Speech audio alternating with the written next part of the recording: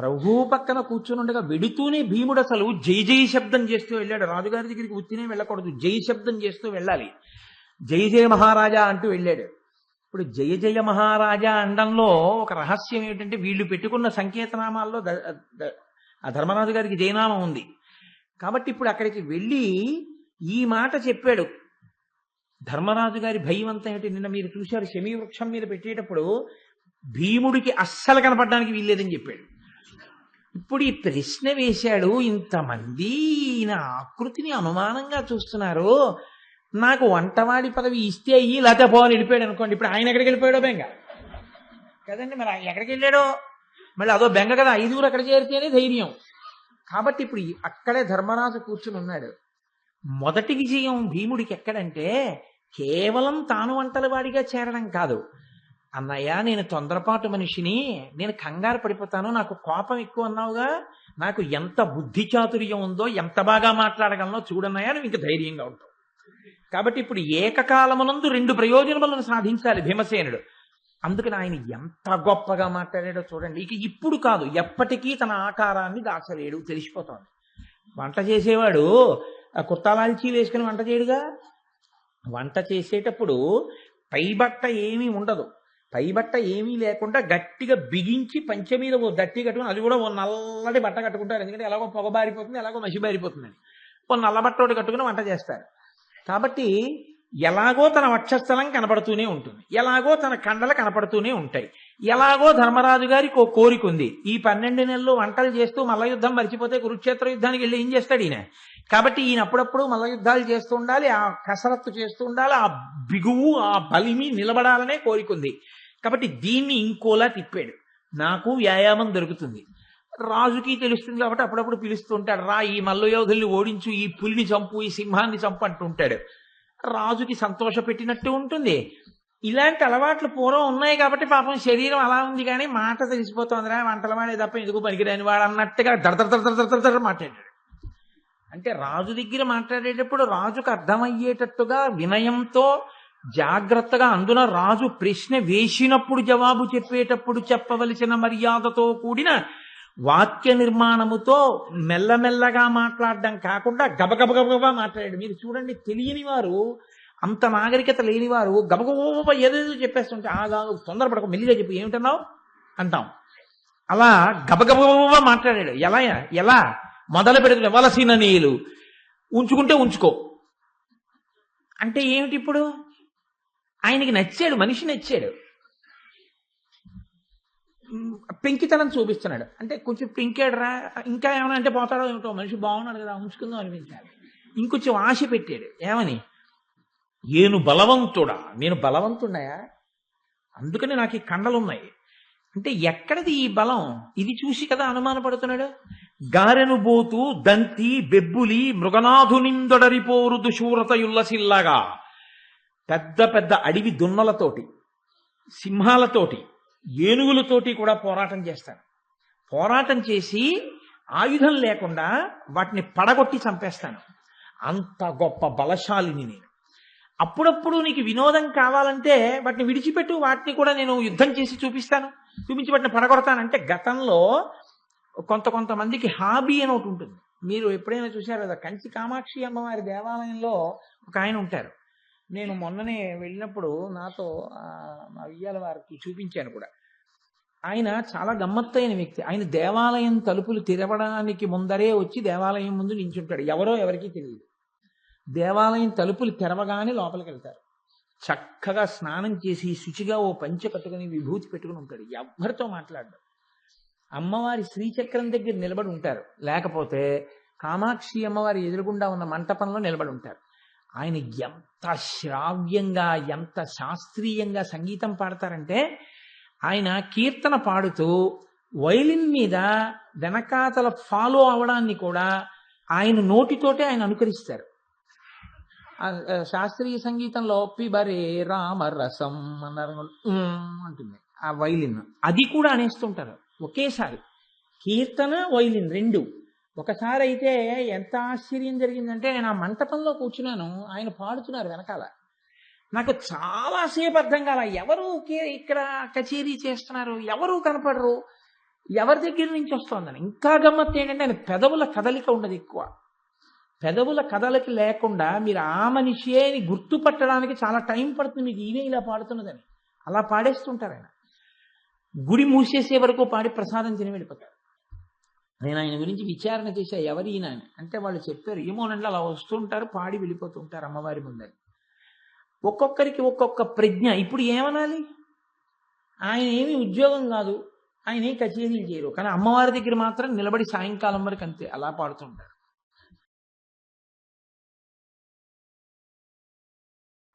మీరు చూడండి, మనం తరచూ ఒక మాట అంటుంటాం, ఎంత ఆశ్చర్యమో తెలిసండి, నేను అసలు నిజంగా అనుకోలేదండి. నేను వెళ్ళానా, స్వామివారు పూజ చేసుకుంటున్నారా, చంద్రమౌళీశ్వర ఆరాధన అవుతోందా, నేను ఎలాగా దర్శనం చేసుకోవడం అనుకుంటున్నాను. ఆయన ఆ అభిషేకం చేయడంలో శివలింగం నుంచి విభూతి జలం కళ్ళజోడు మీద పడింది. ఆ కళ్ళజోడు తుడుచుకోవడం కోసమని ఆయన తీసి ఇలా పక్కనున్న శిష్యుడికి ఇవ్వడంలో ఇలా చూశారు. చూసేటప్పటికి నేను కనపడ్డాను. ఆయన వెంటనే ఇలా చెయ్యెత్తి ఇలా అన్నారు, అంతే. ఆ రోజు తీర్థం ఇచ్చారండి. నా అదృష్టం ఆ కళ్ళజోడు మీద పడ్డం, నేను ఆయన కళ్ళల్లో పడ్డానంటాడు. ఆయన కళ్ళల్లో పడడం అదృష్టం అంటే ఈశ్వరానుగ్రహం. విరాట్ రాజు గారు బయటకు వచ్చి ఆయనే మొదట చూసి, మధ్యలో ఎవరి మాట యొక్క ప్రభావము విరాట్ రాజు గారి మేధ మీద లేకుండా జరుగుతోంది అంటే అది కాకతాళీయమని మీరు అనుకోవడానికి వీల్లేదు. అది వాళ్ళ ధర్మ నిరతి. ధర్మరాజు గారు పట్టుకున్నటువంటి ధర్మం అటువంటిది, ధర్మరాజు గారు విన్న ధర్మం అటువంటిది. అది అవైదికమైన ధర్మం అనుకోండి, తిప్పి కొడుతుంది, ఇంకోలా ఉంటుంది ఫలితం. అనుష్ఠించకూడని ధర్మాన్ని అనుష్ఠించి ఉంటే ధర్మరాజు ఈ ప్రయోజనాలు రావు. ఏది వైదిక మార్గమో, ఏది వేదం చెప్పిందో, ఏది పెద్దలు చెప్పారో దాన్ని అనుష్ఠించాడు ఆయన. దానివలన ప్రయోజనాన్ని పొందుతున్నాడు. ఇప్పుడు భీమసేనుడు వస్తున్నాడు, చూశాడు. ఎవరు? అదే విరాట్ రాజు. చూసి ఉలుకును వెక్క సపాటును దలకొను నెమ్మనము తోడ ధాత్రీరమణుండలకు భుజ విపుల వక్షస్థల రేఖాకాంతిం పరవశత్వము పొందెన్. అలా ఒక్కసారి చూశాడు. అంత పెద్ద ఆకారం, గరిమిడాకుల వంటి పెద్ద పెద్ద చేతులు, బలిసినటువంటి కండలు, ఒక చేతిలో పెద్ద గరిటె పట్టుకున్నాడు, ఇంకొక చేతిలో శూలాలు పట్టుకున్నాడు, బొడ్డులో ఓ చురకత్తి దోపుకున్నాడు, భుజానికి ఒక కత్తి వేలాడుతోంది. ఈ బూర్లు అవి తీయడానికి కన్నాలతో ఉన్న ఒక పెద్ద పరికరాన్ని వాడతారే, అలాంటి పరికరాన్ని దాన్ని పైకి అదొచ్చేటట్టు కిందకి కాడ వచ్చేటట్టు పట్టుకున్నాడు. గబగబా నడిచొస్తున్నాడు. వాటిని బట్టి ఏం తెలుస్తోంది? వంటలవాడని తెలుస్తోంది. కానీ రాజు ఏం చూస్తున్నాడు? వాటి వంక చూడటం లేదు. ఆయన అవన్నీ పట్టుకున్నా వచ్చేవాడు వంటలవాడే అని అనిపించట్లేదు రాజుకి. రాజు దృష్టి దేని మీద నిలబడిపోయింది అంటే ఉలుకును, అంటే కదలిక ఆగిపోయింది విరాట్ రాజుకి. వెక్కసబాటును దొలకొను నెమ్మనము తోడ, కనురెప్ప వేయకుండా ఇలా చూస్తున్నాడు. ఎందుకని? ఆ వక్షస్థలం అలా ఉంది. బ్రహ్మాండమైనటువంటి వ్యాయామం చేసి చేసి పులుల్ని, సింహాల్ని, దున్నపోతుల్ని, అడవి పందుల్ని కూడా ఓడిస్తాడు. వాటిని కూడా కాళ్ళ కింద పెట్టి తొక్కి చంపేస్తాడు. 1000 ఏనుగుల బలం. ఏం మాటలా భీమసేనుడంటే! ఆయన యొక్క వక్షస్థలాన్ని చూసి, ఆ భుజములు చూసి, ఆ కండలు చూసి తెల్లబోయి రౌద్రాకారంగా కనపడ్డాడు అన్నాడు తిక్కన గారు. అమ్మ బాబోయ్ అనుకున్నట్ట విరాట్రాజు గారు. ధర్మరాజు గారి స్వరూపానికి భీమసేనుడి స్వరూపానికి తేడా చూసారా మీరు? అది పరమసాత్వికోపాసన. అందుకని అంత బలంతో ఆయన కనపడినా నమస్కార యోగ్యుడై తేజోమూర్తిగా కనపడతాడు. భీమసేనుడు రౌద్ర ప్రవృత్తితో కనపడ్డాడు. అమ్మ బాబోయ్ అదేమిటి అలా ఉన్నాడు, ఎవరితను ఇలా వచ్చేస్తున్నాడు అని పక్క వాళ్ళని చూసి విరాట్ రాజు గారు అడుగుతున్నాడు, ఎవరతను అంత బలాఢ్యుడై ఉన్నాడు, అలా వస్తున్నాడు, ఆ గరిటెలు ఏమిటి, ఆ శూలాలు ఏమిటి, ఆ కత్తులు ఏమిటి, ఆ మనిషి ఏమిటి, ఎవరో మీకు ఎవరికన్నా తెలుసా అని అడిగాడు. వాళ్ళందరూ ఒకసారి అలా తలెత్తి చూసి వాళ్ళు కూడా ఆశ్చర్యపోయి, ఎవరు మీకు తెలుసా అని మాట్లాడుకునే స్థితిలో లేరు. ఎందుకంటే ఆ రూపం అలా ఆకర్షిస్తోంది. ప్రతి వాళ్ళ రూపము అలా ఆకర్షిస్తోంది. ఇప్పటిదాకా చూడగానే ఆ నిజమే ఆవులు కాసుకునేవాడు అంటున్నారు కదా, పోన్లెద్దరు ఆవులు కాసుకుంటాడు అనలేదు ఆయన.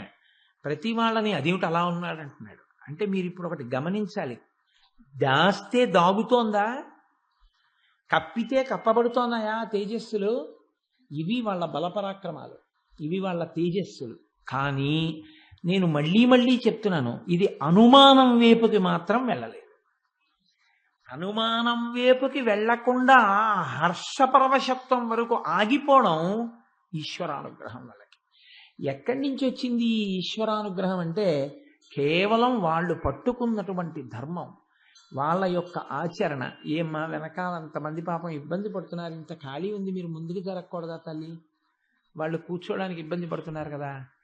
కాబట్టి అటువంటి బలాఢ్యుడైనటువంటి భీమసేనుణ్ణి చూశాడు, ఆయన దగ్గరకు వచ్చాడు.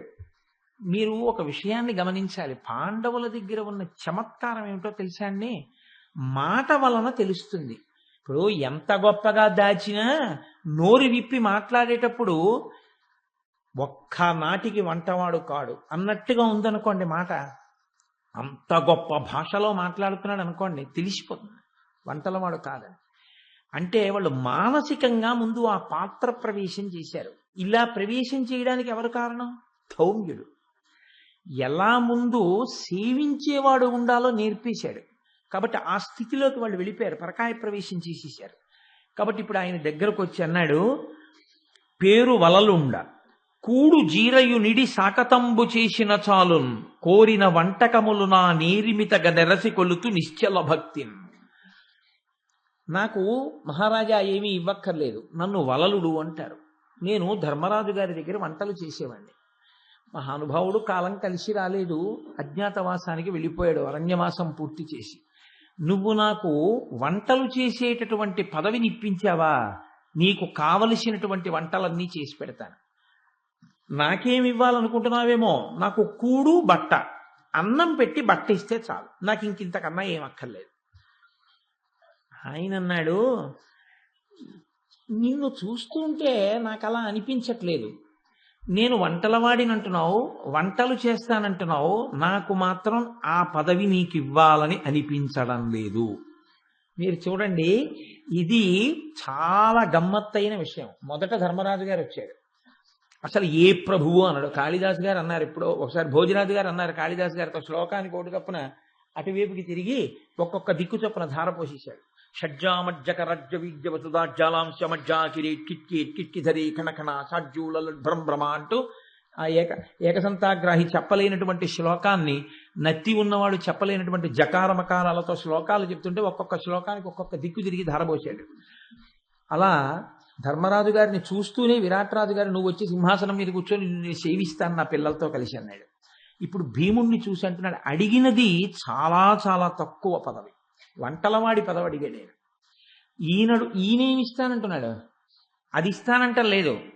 నిన్ను చూస్తుంటే నాకు అలా అనిపించట్లేదయా, నువ్వు ఏనుగుల మీద ఎక్కి గొడుగుల కింద రావలసిన వాడిలా కనపడుతున్నావు నాకు. ఎవరలా వచ్చేది? పట్టం కట్టుకున్నవాడు వస్తాడు.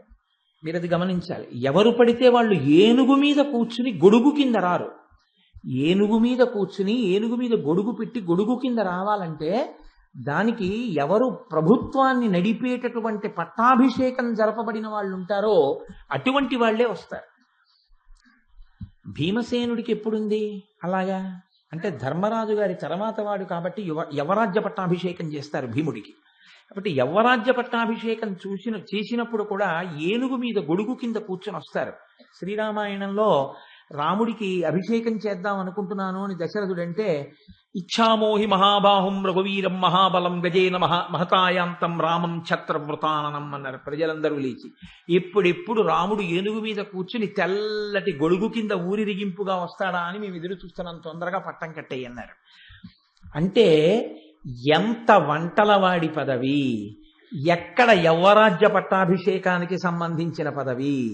చూడగానే ఇతను వంటలవాడిగా ఉంటానంటున్నాడు, కానీ వంటలవాడిగా నేను పెట్టుకోవడానికి యోగ్యుడు కాడు, ఏనుగు మీద కూర్చుని రావలసిన వాడు.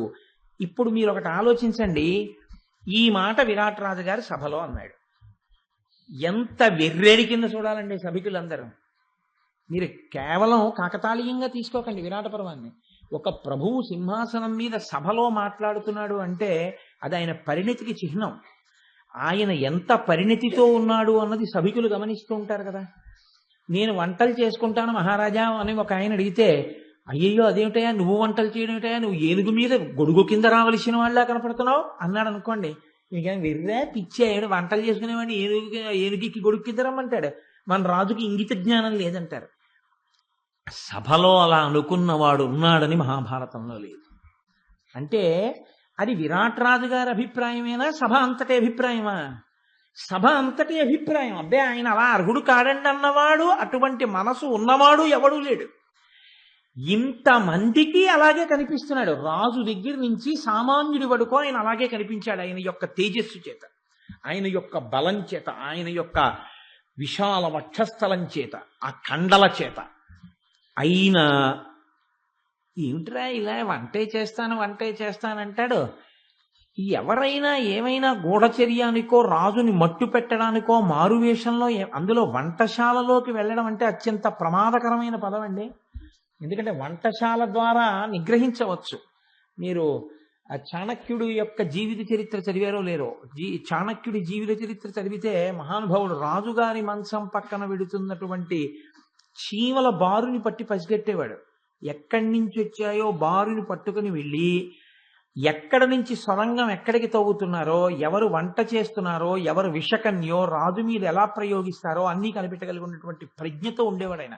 మహామంత్రులంటే మహామంత్రులే, మంత్రాంగం అంటే మంత్రాంగమే. అలా ఉండేవారు. అవి చదువుతుంటే ఆశ్చర్యపోతాం. అయ్య బాబోయ్ ఏమిటి అసలు నిజంగా ఏమి మహామంత్రి తిమ్మరసు, యోగంధరాయణుడు, వాళ్ళందరి చరిత్రలు చదువుతుంటే ఏమి దేశం రా ఈ దేశం అనిపిస్తుంది.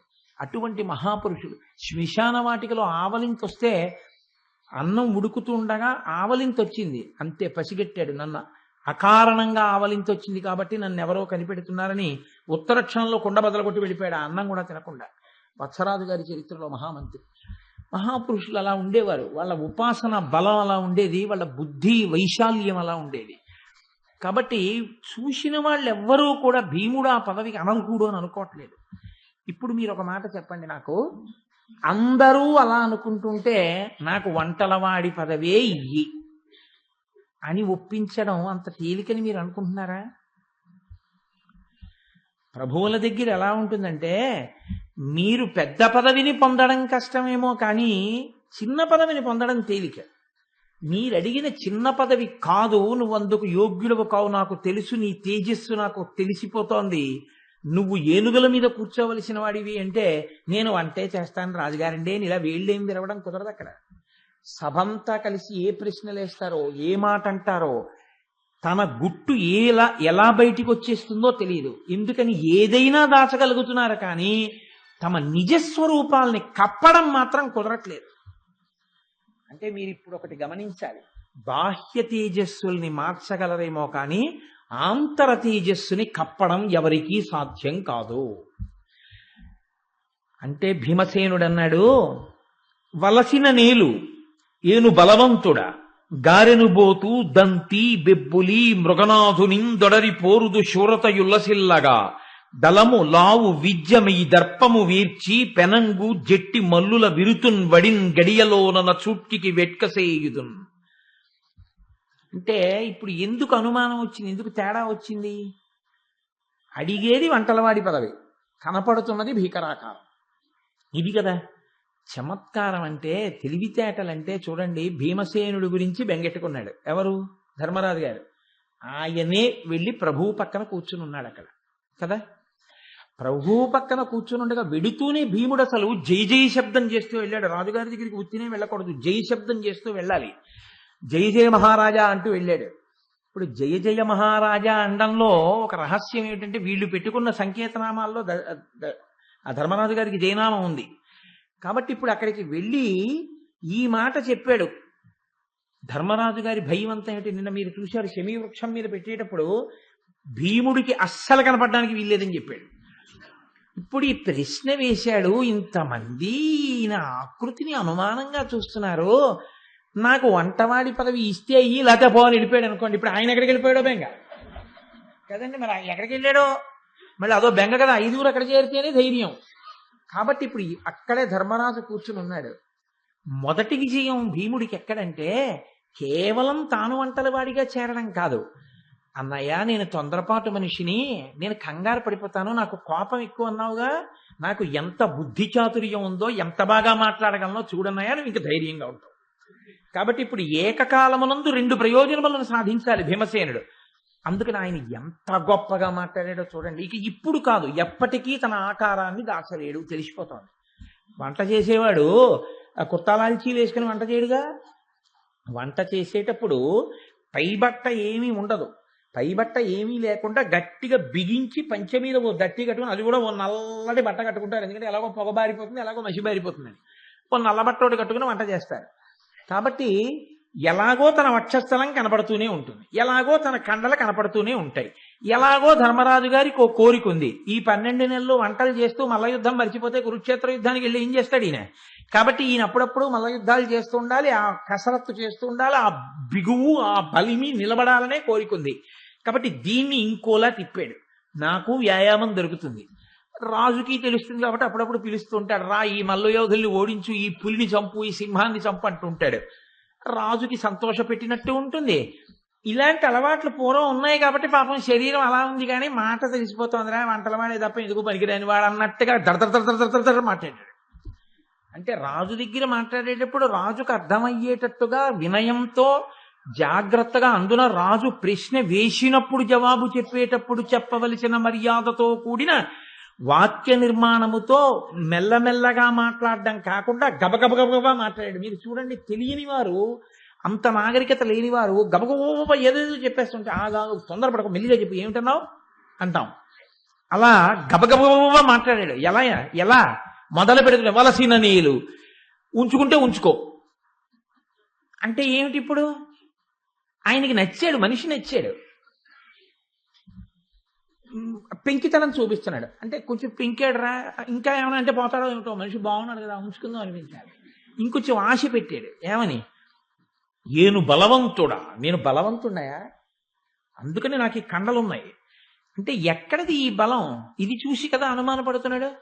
గారెను బోతు దంతి బెబ్బులి మృగనాథునిందొడరిపోరు దుశూరతయుల్లసిల్లగా, పెద్ద పెద్ద అడవి దున్నలతోటి, సింహాలతోటి, ఏనుగులతోటి కూడా పోరాటం చేస్తాను. పోరాటం చేసి ఆయుధం లేకుండా వాటిని పడగొట్టి చంపేస్తాను. అంత గొప్ప బలశాలిని నేను. అప్పుడప్పుడు నీకు వినోదం కావాలంటే వాటిని విడిచిపెట్టు, వాటిని కూడా నేను యుద్ధం చేసి చూపిస్తాను, చూపించి వాటిని పడగొడతానంటే. గతంలో కొంతమందికి హాబీ అని ఒకటి ఉంటుంది. మీరు ఎప్పుడైనా చూశారు కదా, కంచి కామాక్షి అమ్మవారి దేవాలయంలో ఒక ఆయన ఉంటారు. నేను మొన్ననే వెళ్ళినప్పుడు నాతో మా వియ్యాల వారికి చూపించాను కూడా. ఆయన చాలా గమ్మత్తైన వ్యక్తి. ఆయన దేవాలయం తలుపులు తెరవడానికి ముందరే వచ్చి దేవాలయం ముందు నించుంటాడు. ఎవరో ఎవరికీ తెలియదు. దేవాలయం తలుపులు తెరవగానే లోపలికి వెళ్తారు. చక్కగా స్నానం చేసి శుచిగా ఓ పంచె కట్టుకుని విభూతి పెట్టుకుని ఉంటాడు. ఎవ్వరితో మాట్లాడడు. అమ్మవారి శ్రీచక్రం దగ్గర నిలబడి ఉంటారు, లేకపోతే కామాక్షి అమ్మవారి ఎదురుగుండా ఉన్న మంటపంలో నిలబడి ఉంటారు. ఆయన ఎంత శ్రావ్యంగా, ఎంత శాస్త్రీయంగా సంగీతం పాడతారంటే, ఆయన కీర్తన పాడుతూ వైలిన్ మీద వెనకాతల ఫాలో అవడాన్ని కూడా ఆయన నోటితోటే ఆయన అనుకరిస్తారు. శాస్త్రీయ సంగీతంలో పిబరే రామరసం అన్నారు అంటుంది ఆ వైలిన్, అది కూడా అనేస్తుంటారు ఒకేసారి. కీర్తన వైలిన్ రెండు ఒకసారి అయితే ఎంత ఆశ్చర్యం జరిగిందంటే, నేను ఆ మంటపంలో కూర్చున్నాను, ఆయన పాడుతున్నారు వెనకాల. నాకు చాలాసేపు అర్థం కాల, ఎవరు ఇక్కడ కచేరీ చేస్తున్నారు, ఎవరు కనపడరు, ఎవరి దగ్గర నుంచి వస్తుందని. ఇంకా గమ్మత్తు ఏంటంటే, ఆయన పెదవుల కదలిక ఉండదు ఎక్కువ. పెదవుల కదలిక లేకుండా మీరు ఆ మనిషిని గుర్తుపట్టడానికి చాలా టైం పడుతుంది మీకు, ఈయన ఇలా పాడుతున్నదని. అలా పాడేస్తుంటారు ఆయన. గుడి మూసేసే వరకు పాడి ప్రసాదం తిని వెళ్ళిపోతారు. నేను ఆయన గురించి విచారణ చేశా, ఎవరు ఈయన అని. అంటే వాళ్ళు చెప్పారు, ఏమోనండి అలా వస్తుంటారు, పాడి వెళ్ళిపోతుంటారు అమ్మవారి ముందని. ఒక్కొక్కరికి ఒక్కొక్క ప్రజ్ఞ. ఇప్పుడు ఏమనాలి? ఆయన ఏమి ఉద్యోగం కాదు, ఆయన ఏం కచేరీలు చేయరు, కానీ అమ్మవారి దగ్గర మాత్రం నిలబడి సాయంకాలం వరకు అంతే అలా పాడుతుంటారు.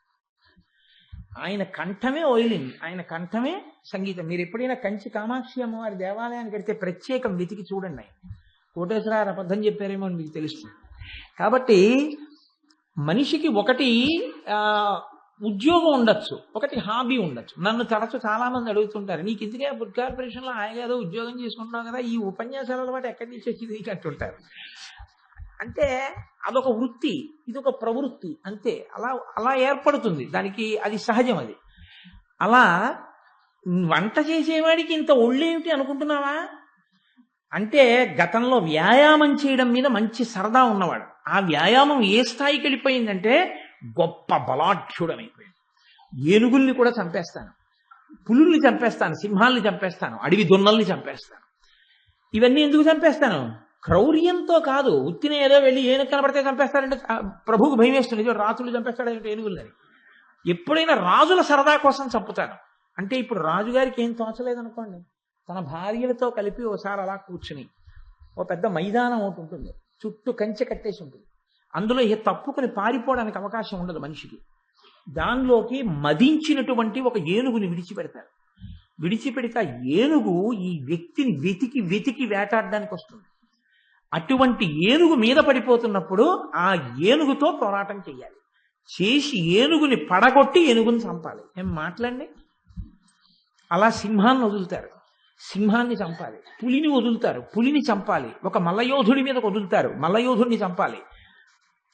ఇవి నిరంతర వ్యాయామం ఉంటేనే చెయ్యగలరు. ఇప్పుడు భీమసేనుడు ప్రతిరోజు తెల్లవారకట్టే లేచి వ్యాయామం చేసుకుంటున్నా ఎవరికి అనుమానం రాదు. ఎందుకంటే అతనికి అది అలవాటు. అంటే రాజుగారికి చెప్పాడు, ఆ వస్తువుని ఆ కండలు చూసే కదా రాజా చాలా ఆయన పట్ల ఆనందాన్ని పొందాడు అనుకుంటారు. కాబట్టి తన ప్రయోజనం కలిసి రావాలి. తన అలా ఎందుకున్నాడో అందరి అనుమానం పటాపంచలైపోవాలి. ఎలా తిప్పేశాడో చూడండి దాన్ని. ఏదో ఈ మధ్యనే కొంచెం ఒళ్ళొచ్చిందండి అనలేదు, అందంగా చెప్పి, కాబట్టి నాకు ఇటువంటి విద్యలు తెలుసు, నీకు కావాలంటే వినోదం కల్పిస్తాను మహారాజా, కాబట్టి నన్ను నేలుకో అన్నాడు. అంటే రాజు ఊరుకోలేదు. ఆయన అన్నాడు, నాకు అలా అనిపించడం లేదు, నువ్వు కేవలం ఏనుగుల మీద మల్లయోధులతోటి యుద్ధం చేసేవాళ్ళ నాకు అనిపించట్లేదు. అప్పటికి మాటలో కొంచెం తేడాని చూసి, ఏమో అంత సంస్కారం ఉన్నవాడు కాదేమో అనుకుని మనసులో అనుకున్నాడు, ఏమిటో ఇటువంటి తేజస్శాలి, ఇంతటి బలశాలి ఇలా ఎలా పుట్టాడో, ఇలా వంటలు చేసుకోవడం ఏమిటో అనుకుంటున్నాడు. అలా కాదు, నిన్ను నా గజశాలకి అధికారిగా వేస్తాను, నువ్వు నా ఏనుగుల్ని పోషించడానికి పనికొస్తావు, ఏనుగులన్నింటినీ శిక్షణ ఇచ్చి నడిపించన్నాడు. అంటే భీముడు అన్నాడు, ఇప్పుడు అర్థమైపోయిందిగా రాజుకి ఉత్సాహం పుట్టింది, ఈ నెలైనా ఉంచుకోవాలని. ఇప్పుడు నేను అడిగింది ఇస్తే ఇలా పోతానన్నాడు అనుకోండి, పోలే బాబా అదే చేసుకో అంటాడు. ముందు అట్టే పెట్టుకోవాలి కదా. ముందు మనిషిని ఉంచితే తర్వాత ఏదో బతిమాల తర్వాత ఏనుగుల దగ్గర వెళ్ళడం ఏదో చెయ్యొచ్చు. అసలు ముందు మనిషే వెళ్ళిపోతే అవతల వాళ్ళకి ఉత్సాహంగా ఉంది. అందుకని ఇస్తే 20 రూపాయలకి ఇలా అత్తలేదు అంటారు. నిజంగా అలా కుదరదులేండమ్మా అని చెప్పేసి ఆవిడ చుట్టుకుదురు చుట్టేసుకుంటే దాని ఫోన్లో ఇంకో 5 రూపాయలు ఇచ్చుకో, ఎండపాటున వచ్చావు అంటారంటే వదలడం ఇష్టం లేదని గుర్తు. అలా ఆయనంత తెలివిగా మాట్లాడంటే భీముడు. విరాట పర్వంలో భీముడు యొక్క బుద్ధి నైపుణ్యం కూడా బయటకు వస్తుంది. కొలువును గొన ఒల్లకుండుట కలిగిన పొమ్మనుట ఇంత కంటెను మేలు, వలసిన కడగే గద నీతలపెయ్యది ఆనతిమ్ము ధరణీనాథ.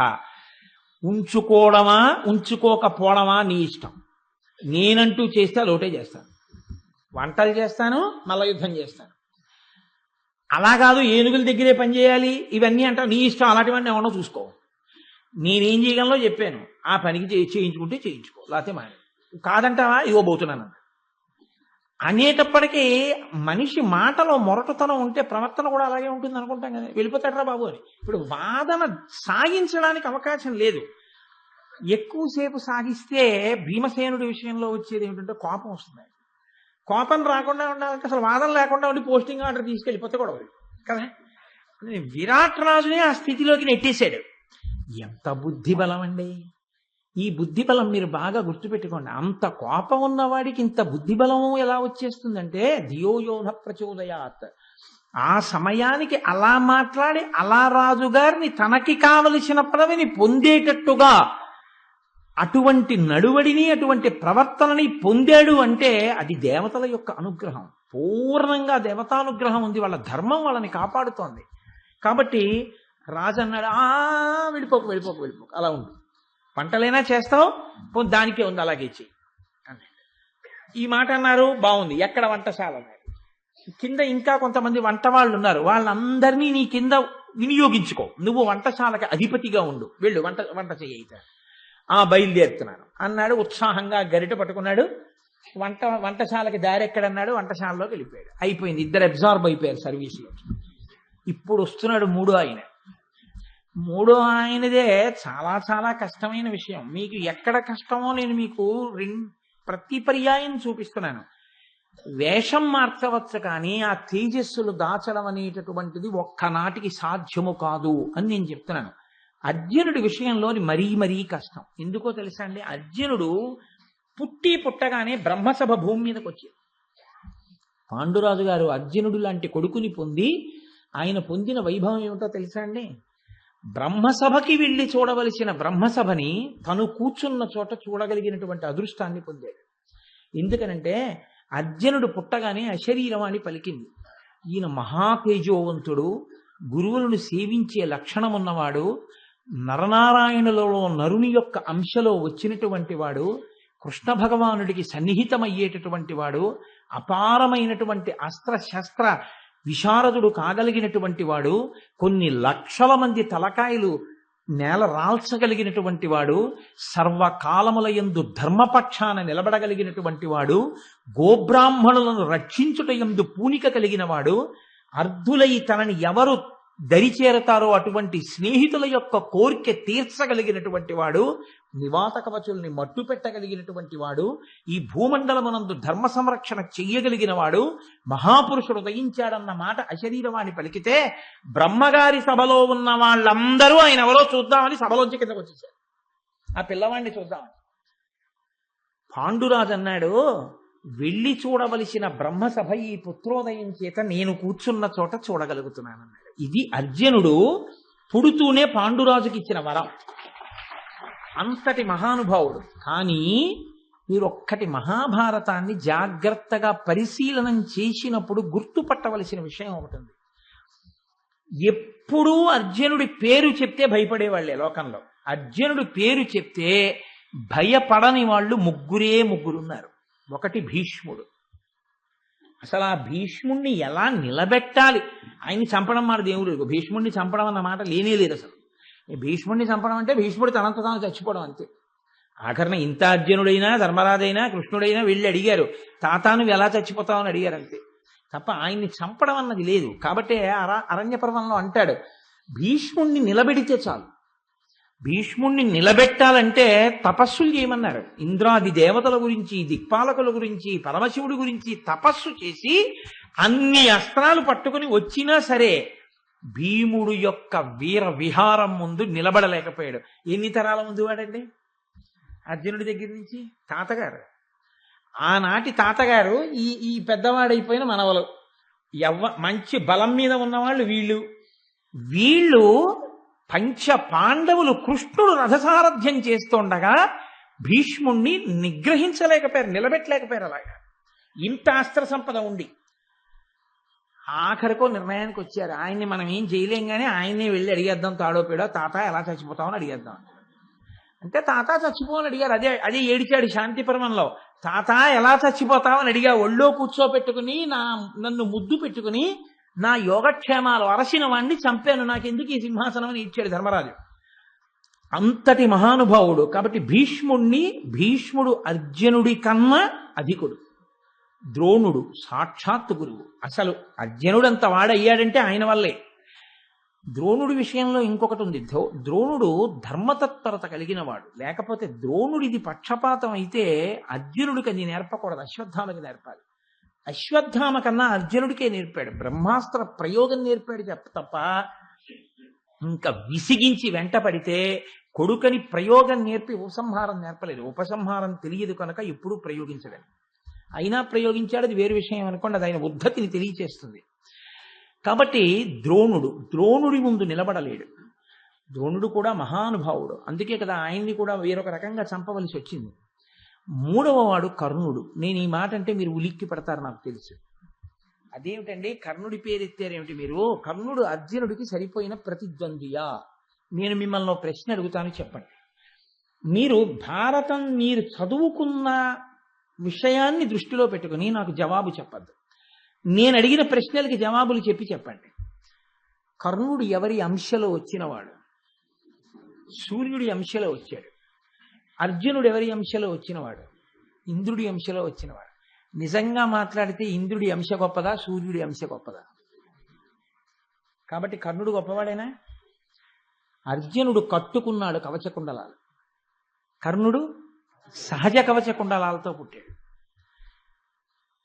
గురువుల దగ్గర ప్రేమించి ప్రేమించి కూర్చోపెట్టుకుని నేర్పారని అర్జునుడికి. కర్ణుడు అలా నేర్చుకోలేదు. అన్ని పరిస్థితులు తనకి ప్రతికూలమై ఉండగా కష్టపడి విద్యాభ్యాసం చేశాడు. కాబట్టి కర్ణుడు నిస్సందేహంగా అర్జునుడికి ఎదురు నిలబడగలిగిన మొనగాడే. అంతవరకు కాదని మీరు అనలేరు. లేకపోతే ఆయన పేరు మీద పర్వం అని రాదు. కర్ణ పర్వం అని పర్వమే వచ్చింది. ధర్మజ, భీమ, నకుల, సహదేవులు నలుగురిని యుద్ధంలో ఓడించాడు. కానీ బాగా మీరు గుర్తుపట్టవలసింది ఏమిటో తెలుసా అండి? విరాట పర్వంలో వచ్చిన పరీక్ష చాలా గొప్ప పరీక్ష. ఇప్పుడు ఈ అర్జునుడి తేజస్సు దాగి ఉండాలి. వెడుతున్నాడు, గుర్తుపట్టకూడదు. అర్జునుడే కదండి చాలా ప్రధానం. అందుకని ఇప్పుడు అర్జునుడు వెడుతూ ఉంటే ఏది రక్షిస్తూ ఉండాలి అంటే, ఇంత బలం ఉన్నటువంటి కర్ణుడు ఒక్కొక్కటి పోగొట్టుకున్నాడు. ఆయనతో సమానమని చెప్పడానికి వీలులేని అర్జునుడు ఒక్కొక్కటి పొందాడు. పొంది బలవంతుడయ్యాడు. ఈయన ఉన్నవి పోయి బలహీనుడయ్యాడు. దేనివల్ల పోయింది, దేనివల్ల వచ్చింది? ఇప్పుడు చెప్పండి. ఈయన ధర్మం పట్టుకున్నాడు, ఆయన అధర్మం పట్టుకున్నాడు, అంతే తేడా. ఇప్పుడు దానివల్ల పెరగడం బలవంతుడవడం మాట నిజమైతే, ఇప్పుడు విరాట పర్వంలో ఆయన బృహన్నలగా వెడుతూ ఉంటే ఆయన గుర్తుపట్టబడకపోవడానికి కారణం కూడా ఆయన ధర్మమే అయ్యి ఉండాలి. ధర్మరాజు గారి ధర్మమే అయ్యి ఉండాలి. అన్నిటికన్నా ప్రధానం మళ్ళీ ధర్మరాజు గారి సామ్రాట్ కావడం, మళ్ళీ ఆయన చక్రవర్తి కావడం. ఆయన చక్రవర్తి కావాలంటే వీళ్ళెవరూ కూడా తెలియకూడదు. పాండవులు 5 తెలియకూడదు, ద్రౌపది తెలియకూడదు. కాబట్టి ఇప్పుడు అలా తెలియకుండా ఉండిపోగలిగాడు అంటే ఆయన యొక్క అనుష్ఠానము, ఆయన యొక్క బలము, ఆయన యొక్క పౌరుషము, ఆయన యొక్క ధర్మ నిరతి ప్రధానములు. ఆ ధర్మ నిరతయే ఆయనకి దైవానుగ్రహాన్ని తీసుకొచ్చి పెట్టింది. అదే పతాక స్థాయిలోకి వెళ్ళేటప్పటికీ మీకు దేని కింద కనపడుతుందో తెలుసా అండి? మహాభారతంలో మీరు చూడవలసింది ఇదే. చిట్ట చివరిలో కూడా ఉన్న బలాన్ని నశింపచేయడానికి కర్ణుడి సారథ్యంలో శల్యుడు కూర్చున్నాడు. ఆఖరి నిమిషంలో కూడా రక్షించి ఇంకా ఏమైనా ప్రమాదాలుంటే వాటి నుంచి కూడా గట్టెక్కించడానికి అర్జునుడి రథం మీద కృష్ణుడు కూర్చున్నాడు. ఇప్పుడు అర్జునుడు పూర్ణంగా ఈశ్వరానుగ్రహాన్ని పొందడం వల్లనే గట్టెక్కుతూ ఉంటాడు. కర్ణుడు దైవానుగ్రహం లేకపోవడం వల్లే పాడైపోతూ ఉంటాడు. ఎందుకు దైవానుగ్రహం లేదండి అని మీరు నన్ను మాట్లాడవచ్చు. అతను ఎంచుకున్న పద్ధతులు అటువంటివి. అతను సరి అయిన మార్గంలో వెళ్ళలేకపోయాడు. పరశురాముడంతటి మహానుభావుడి దగ్గరికి వెళ్ళి బ్రహ్మాస్త్రం నేర్చుకుందాం అనుకున్నాడు. అబద్ధం చెప్పి మొదలెట్టాడు. ఆయన ఉద్దేశం ఏంటంటే, పరశురాముడికి తెలుస్తుంది ఏమంటే బ్రహ్మాస్త్రం ముచ్చుకుని వెళ్ళిపోతే గురువుగారికి తెలిసింది. ఆయన నాకు ఇచ్చేసిన తర్వాత ఏం చేస్తాడు ఉపదేశం చేశాక అనుకున్నాడు. ఉపదేశం చేసిన పరశురాముడే నీకు అక్కరకు రాదు, మరిచిపోతావు. నేను పరశురాముడి దగ్గర నేర్చుకున్నానని దుర్యోధనుడికి చెప్పాడు. తెలుసు అనుకుని దుర్యోధనుడు యుద్ధానికి వచ్చాడు. కర్ణుడిలో దోషాలు లేవని మీరు అనుకోకండి.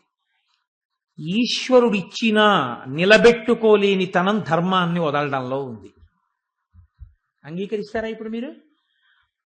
ఈశ్వరుడు ఇవ్వకపోయినా ధర్మాన్ని పట్టుకుని అటువంటి వాడిని కూడా కొట్టగలిగిన స్థితికి ఎదగడం ధర్మాన్ని పట్టుకోవడంలో. ఇది ఇలా పుట్టిన వాళ్ళు ఇలా అయ్యారు. ఈయన చేతిలో ఈయన పడిపోయాడు మహాభారతంలో.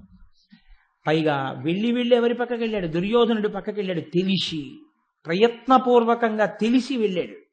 వెళ్ళి అధర్మం ఎటువైపు ఉంటుందో అటు కాలిపోతానని తెలిసి ఆ పక్షాన చేరాడు. చేరి పాడైపోయాడు. అందుకే మహాభారతము నరుడు తెలుసుకొనవలసినది అని ఎందుకంటారో తెలుసా అండి?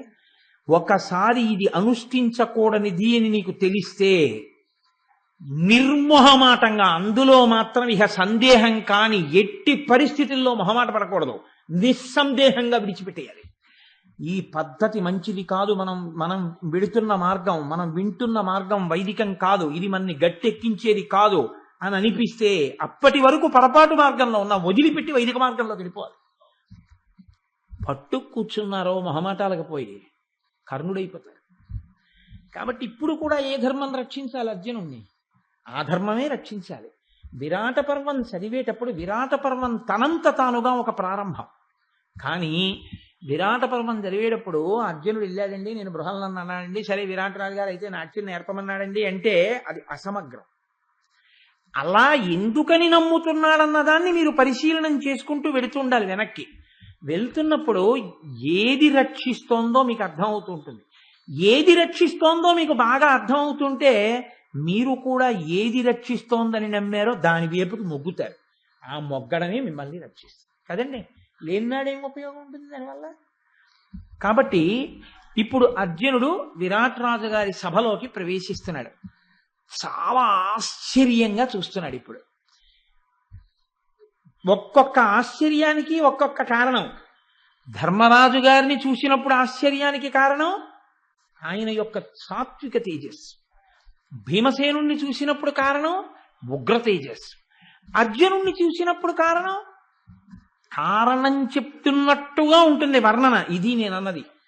తిక్కన గారి అమృతధార, నన్నయ్య గారి అమృతధార, ఎర్రాప్రగడ అమృతధార ఎక్కడుందంటే విరాట్ రాజు ఏ కోణంలో చూస్తున్నాడు అన్నది కన్నులు చెప్పవు, మనసు చెప్తుంది. మీకు కన్నులు అన్నీ చెప్పలేవండి. కన్నులు అన్నీ చెప్పగలిగితే అన్నీ మీరు గీసేయచ్చు, అన్నీ మీరు చూపించచ్చు, మీరు గీయలేరు. రామకృష్ణ పరమహంస దీని గురించి ఓ మాట చెప్తుంటారు. ఒక పక్షి తన గూట్లో గుడ్లు పెడుతుంది. గుడ్లు పెట్టి 2 రెక్కలు విప్పి తన పొట్ట యొక్క ఉపరితలం వెచ్చగా ఉంటుంది. వెచ్చగా ఉన్నటువంటి ఉపరితలం ఒక్కటే గుడ్డు మీద ఉండేటట్టుగా తగల్చి కూర్చుంటుంది. గట్టిగా కూర్చుంటే గుడ్డు లోపల పిండం ఉందని, ఆ పిండం తన పిల్లవుతుందని, ఆ గుడ్డు పగిలిపోతుందని, కాబట్టి తన బరువు అనేటట్టుగా కూర్చోకూడదని కాళ్ళు వెంబగా పెట్టి వెచ్చతనం ఒక్కటే తగిలేటట్టుగా కూర్చోవాలని ఎవరు నేర్పారో మీరు పసిగట్టగలరా? తెలియదు. అది ఈశ్వరుడు. కూర్చుంది. గుడ్లు పొదుగుతున్న పక్షి బొమ్మ నువ్వు గీయగలవేమో కానీ గుడ్డు పక్షి పొదుగుతున్నప్పుడు తన పొట్ట వేడి తన గుడ్డుకి తగిలినప్పుడు గుడ్డు పెంకు వేడెక్కి ఆ పెంకు వేడి లోపల ఉన్న పిండానికి తగిలి పిండం కూడా తనలాంటి పక్షి పిల్లగా మారుతున్న విషయాన్ని ఈ కన్నులతో కాకుండా లోకంటితో తెలుసుకుని ఆనందాన్ని పొంది అరమోట్పు కన్నులు పెట్టి ఉన్నటువంటి పక్షి మనసులోని భావనని నువ్వు గీయగలవా? నువ్వు గీయలేవు. బొమ్మ గీయగలవేమో కానీ మనసులోని భావనని నువ్వు గీయడం నీకు సాధ్యం కాదు. చిత్రకారుడికి ఒక పరిధి ఉంది. ఒక కవికి కూడా ఒకనాడు వ్యాసుడు రచించిన దాన్ని ఆంధ్రీకరించేటటువంటి వాడికి ఈనాడు ఆ భావన అలా చూడగలిగిన నైపుణ్యం ఉండాలని లేదు. కానీ హరిహరనాథుని పూర్ణానుగ్రహాన్ని పొందిన వారు తిక్కన గారు. అందుకే విరాట్ రాజు కళ్ళు ఏ భావనతో చూస్తున్నాయో చూడగలిగిన శక్తి తిక్కన గారికి వచ్చింది. వచ్చి ఊరుకోవడం కాదు, ఆ భావన ఎన్ని తరాలకి ఎంత మందికి అందేటట్టుగా ఘంటం కదిలి పద్యరచన చేయగలిగిన శక్తిగా వచ్చింది. ఆ శక్తి పద్యంలోకి వచ్చి కూర్చుంది. ఆ పద్యాన్ని చదివినప్పుడు, ఆ పద్యం శబ్ద రూపంలో ప్రవహించినప్పుడు, మీ చెవులలోకి వెళ్ళినప్పుడు ఆ అమృత ధార ఇప్పటికీ మీలోకి ప్రవేశిస్తోంది. ఇది తిక్కన గారు మనకు అందించినటువంటి గొప్ప కానుక. అందుకని ఆయనకి నమస్కరించి తీరాలి అన్నాను నేను. కాబట్టి చూడండి, ఇప్పుడు విరాట్ రాజు గారు ఏ ఆ కోణంలో ఆశ్చర్యపోతున్నాడన్న దాన్ని చూడండి. కాళ్ల యొప్పిద కట్ట నుజ్వలముచే అంగ సంకుల బాహులందమెడల కంచుక మంగంబు కాంతి మాటుగా మెడ హేమపట్టిక మెరయకుండా వదనంబు కొమరు భావన చేసి వేరుగా నుదుటి పింపలక బొదువబడగా పడవంపు జొత్తుల చెవులు రూపడగంగా బాపట తలకట్టు భంగి తప్ప మంచుమరుగుపడిన మార్తాండుడును బోలె నీరుగ విసియున్న నిప్పు ఓలే వేషధారి అయిన విష్ణుండు ఓలే అవ్విరటు కొలువు చేర నరుడు వచ్చే. ఇందుకు ఆశ్చర్యపోతున్నారు. అర్జునుడి విషయంలోకి వచ్చేటప్పటికి ఎన్ని ఉపమానాలు చూపించారో చూడండి తిక్కన గారు. ఇన్నిటిట మంచు మరగుపడిన మార్తాండుడిని పోలే. మంచు బాగా కప్పేసింది అనుకోండి, మనకి టీవీలో చూపిస్తుంటాడు, కాశ్మీర్లో మిట్ట మధ్యాహ్నం వేళ కూడా సూర్యుడిని కప్పేసింది అనుకోండి మంచు. మంచు శాశ్వతమా? సూర్యుడు అలా కనపడకుండా ఉండడం శాశ్వతమా? మంచు తొలగిపోతుంది, సూర్యుడు ప్రకాశిస్తాడు. అంత సూర్యుణ్ణి అడ్డిన మంచులా నీరు గవిసియున్న నిప్పు ఓలే, నిప్పు మీద పట్టినటువంటి ఆ తెల్లటి ధూళిలా వేషధారి అయిన విష్ణుండు బోలే. అంతటా నిండిన విష్ణువు ఒక రూపంతో వస్తుంటే ఎలా ఉంటుందో అలా విరటు కొలువు చేర నరుడు వచ్చే. నరుడు విరాట్రాజు గారి కొలువులోకి వస్తున్నాడు. ఎలా కప్పాడు? నేను అందుకని చివరి నుంచి ముందుకు వస్తున్నాను పద్యాన్ని. ఒక్కొక్కటి కప్పే అని చెప్తున్నారు. సూర్యుణ్ణి మంచు కప్పినట్టు, నిప్పుని బూది కప్పినట్టు, విష్ణువుని అవతారం కప్పినట్టు, విరాట్రాజు గారి కొలువులోకి వస్తున్న నరుణ్ణి కప్పే. ఏం కప్పే అంటే ఎంత మంచు కప్పినా అదిగోనండి వెలుతురు, అదిగో ఆ సూర్యుడని తెలిసిపోతుంటాడా? ఎంత బూది కప్పినా అది నిప్పండి బాబు, ముట్టుకుంటే కాలుతుందని తెలిసిపోతుంటుందా? ఊతే పైకి వచ్చేస్తుందా దాని స్వభావం? అలా ఏ ప్రకాశం ఎంత దాద్దామన్నా దాగట్లేదు, దేంతో దాచే ప్రయత్నం చేశాడు. ఇది ఆయన చూస్తున్నాడు. ఏంటి ఇలా ఉన్నాడు కానీ అలాంటి వాళ్ళ లేడే అంటున్నాడంటే ఎంత వేషం కట్టాడో అది సరిపోలేదు. ఎంత వేషం ఎవరు కట్టారు? ఆయన కట్టాడా? దేవతలు కట్టారా? దేవతలు కట్టారు. యమధర్మరాజు గారు కట్టాడు ఆ వేషాలు నమస్కారం చేస్తే.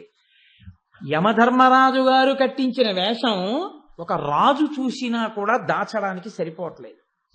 దేవతలు దాచినా దాగని తేజస్సు వాళ్ళది. పేడివాడిగా వస్తున్నా ఇది మహాత్ములంటే. అటువంటి వాళ్ళ పేరు తలుచుకుంటే చాలు, అందుకే పిడుగులు ఆగిపోతాయన్నారు. అంతటి తేజోమూర్తి కనుకనే అర్జున పల్గుణ పార్థ కిరీటి శ్వేతవాహన బీభత్సో విజయ కృష్ణ సవ్యసాచి ధనంజయ. ఇందులోనే విరాట పర్వంలో ఆఖరణ చెప్తాడు, నా 10 పేర్లకి అర్థం ఏమిటో తెలుసా అని. ఆ పేరు తలుచుకుంటే ఇప్పటికి పడవలసిన పిడుగు కూడా పక్కకెడుతుందంటారు.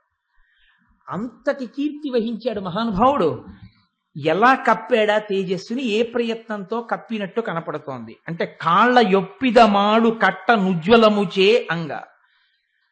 చీర కట్టేట కిందకి, కట్టిన చీర ఎక్కడి వరకు ఉంది అంటే పాదాలు కనపట్టలేదు.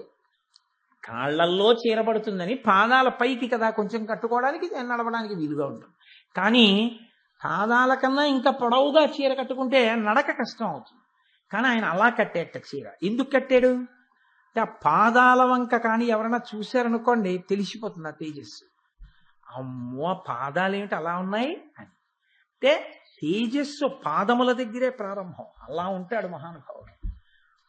కాబట్టి ఇప్పుడు పాదాలు కనపడకుండా చీర అడ్డు పెట్టాడు. అడ్డు పెట్టినా కాంతి ఆగట్లేదు. అమ్మో అదేంటి అలా ఉన్నాయి అంటున్నాడు. విరాట్ రాజుకి అసలు ఆయన్ని చూడగానే ఒక పేడివాడు వస్తుంటే ఎవడైనా పాదాల దగ్గర నుంచి చూసి అబ్బా ఏమి కాంతి ఏమి కాంతి అంటారండి. అది అర్జునుడి తేజస్సు. సంకుల బాహులు అందమెడల, ఈ భుజాల మీద కాయలు ఉన్నాయి, అక్షయబాణ తూనీరాలు అవి పెట్టుకున్నవి, పైగా భుజాల మీద బాణాలు తగులుతుంటాయి. కాబట్టి ఈ కాయలు కప్పాలి. కాయలు కప్పడానికి ఏదో చిన్న చిన్న దారాలు అర్థం లేకుండా వేసుకుంటే కుదరదు.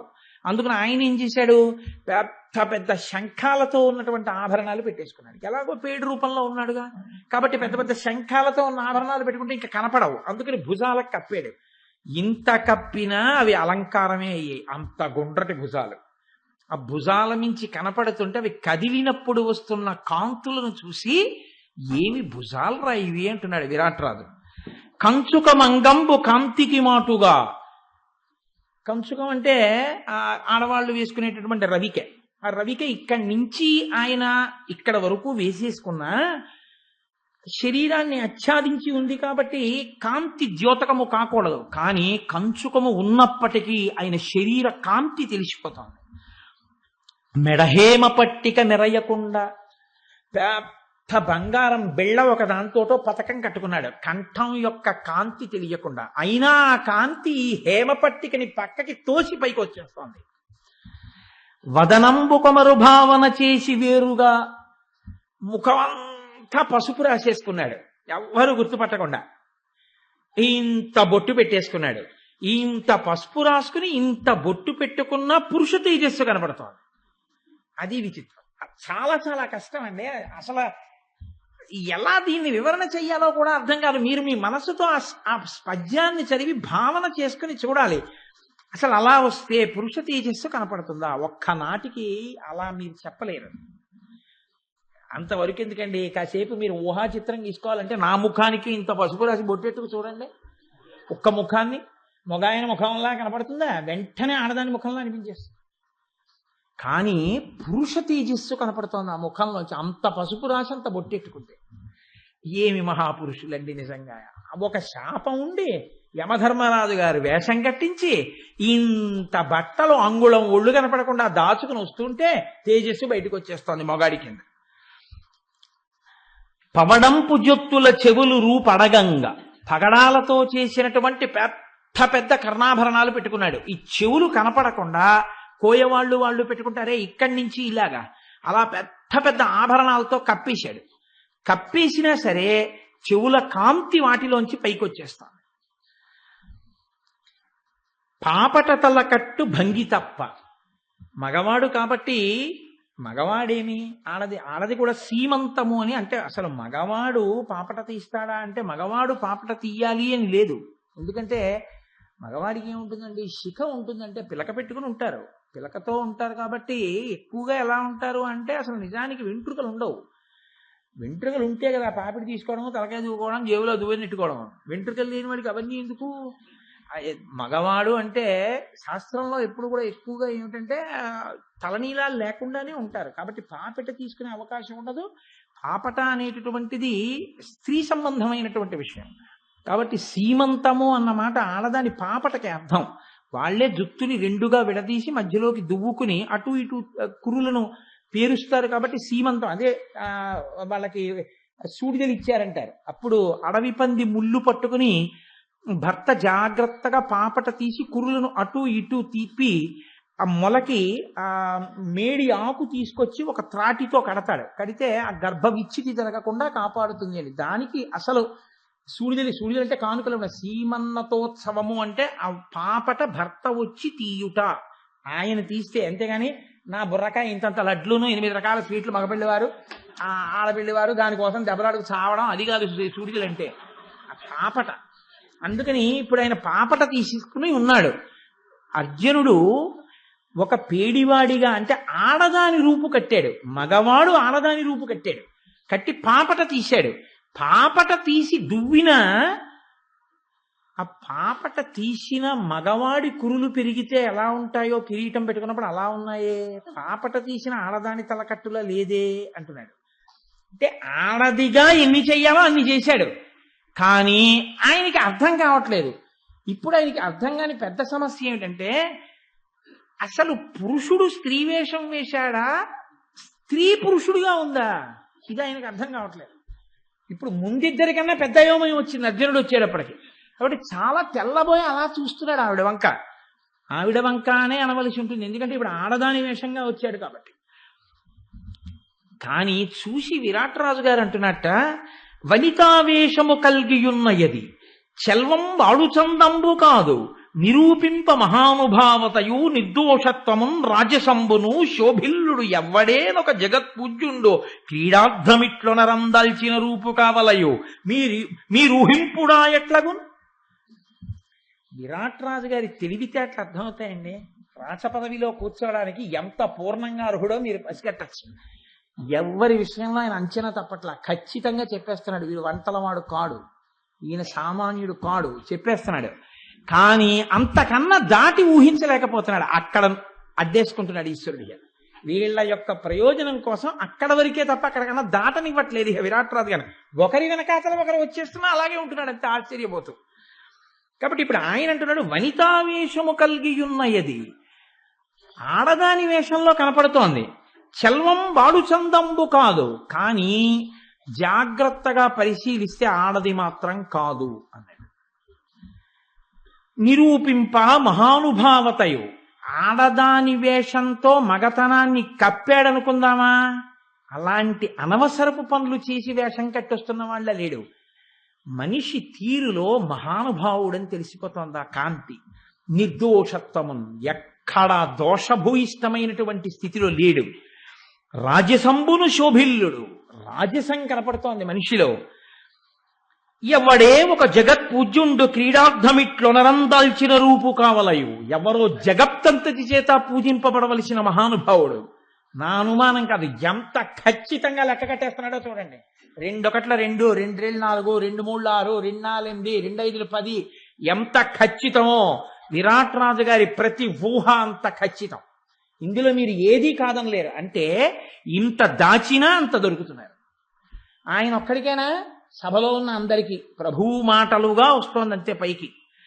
కాబట్టి ఏమి మహానుభావుడు, మీరు ఊహింపుడా ఎట్లగున్, మీరు చూడండి అలాగే అనిపిస్తోందా మీకును అన్నాడు. ఇంకా దగ్గరికి రాకుండానే అర్జునుడు దగ్గరికి వచ్చాడు. వచ్చి ప్రభువుకి జయం చెప్పాడు. చెప్పి ఇప్పుడు తాను మాట్లాడాలిగా ముందు. అందుకని అన్నాడు, నిన్ను కొలవంగ వచ్చితి కన్నియలకు ఆట గరపగా నోపుదు విద్వన్నుత మన్నామంబు బృహన్నల, ఏ పేడిననుడు అతడిట్ల నీయన్. నేను పేడివాణ్ణి, నపుంసకుణ్ణి, నన్ను బృహన్నల అంటారు. నేను పూర్వం సత్యభామ కొలువులో కొంతకాలం నాట్యం నేర్పాను. తర్వాత ద్రౌపదీదేవి దగ్గర నేర్పాను. ద్రౌపదీదేవి నన్ను ఎంతో ప్రేమగా చూసేది. ఆ తరువాతి కాలంలో ఆ నాట్యం నేర్పి పాండవులందరూ అరణ్యవాసానికి వెళ్ళిపోయారు. నేను కూడా ఇలా వచ్చేసాను. నీవు మంచి వాళ్ళని ఆదరించేవాడివి అని తెలిసింది. అందుకని నీ దగ్గర ఉద్యోగానికి వచ్చాను. నేను అంతఃపురంలో ఉండేటటువంటి కన్యలకి నాట్యం నేర్పుతాను. అయితే వెళ్ళి నాట్య పాఠశాలలో ఉద్యోగం చెయ్యి అంటాడేమో. అంతఃపురంలో కన్యలకి నేర్పుతాను. కాబట్టి నువ్వు నన్ను అనుగ్రహించగలిగితే నాకు అటువంటి ఉద్యోగాన్ని ఇయ్యి అంటే విరాట్ రాజు అన్నాడు, మత్కోదండ చయంబులోన ఒక సమ్మానార్హ చాపంబు భాస్వత్ కాండంబులు హేమ చంద్రక కణద్వర్మంబు నీకెంతయుం సత్కారంబుననిచ్చి వాహన పరిష్కారాంక సంభావ్య సంపత్ కళ్యాణుని చేసి వైభవము దర్పంబున్ విజృంభింపగన్. ఎంత తెలివైన వాడో చూడండి విరాట్ రాజు. యమధర్మరాజు గారు ఏవి కలిపాడో వాటన్నిటినీ తీసేశాడు. ఆయన అన్నాడు, నువ్విప్పుడు ఏ వేషంలో ఉన్నావో అందులో నేను కొన్ని చెప్తాను చూడు. నా దగ్గర పెద్ద పెద్ద కోదండాలు ఉన్నాయి. ఓ కోదండాన్ని నీకు ఇస్తే నువ్వు ఇలా చేత్తో పట్టుకుని నిలబడితే, నా దగ్గర చాలా గొప్ప గొప్ప బంగారు బాణాలు ఉన్నాయి. ఆ తూణీరం కట్టుకుని బాణాన్ని తీసి వింటినాదికి సంధించి నువ్వు ఇలా నిలబడితే, నా దగ్గర బంగారు పద్మములు మొసళ్ళు చెక్కిన కవచాలున్నాయి. అటువంటి కవచం నీకు కడితే, నువ్వు ఒక పెద్ద వాహనం మీద నిలబడి ఇలా నిలబడితే ఒక మహావీరుడిలా నువ్వు నాకు కనపడుతున్నావు. ఎంత లెక్క కట్టాడండి విరాట్ రాజు గారు. ఎంత తెలివైన వాడో. వాళ్ళని చూడగానే ఎవరికైనా ఎటువంటి ఊహలు వచ్చేస్తాయో. ఎంత గొప్ప పద్యరచన చేశారండి తిక్కన గారు. నిజంగా నాకు చాలా అద్భుతంగా ఉంది.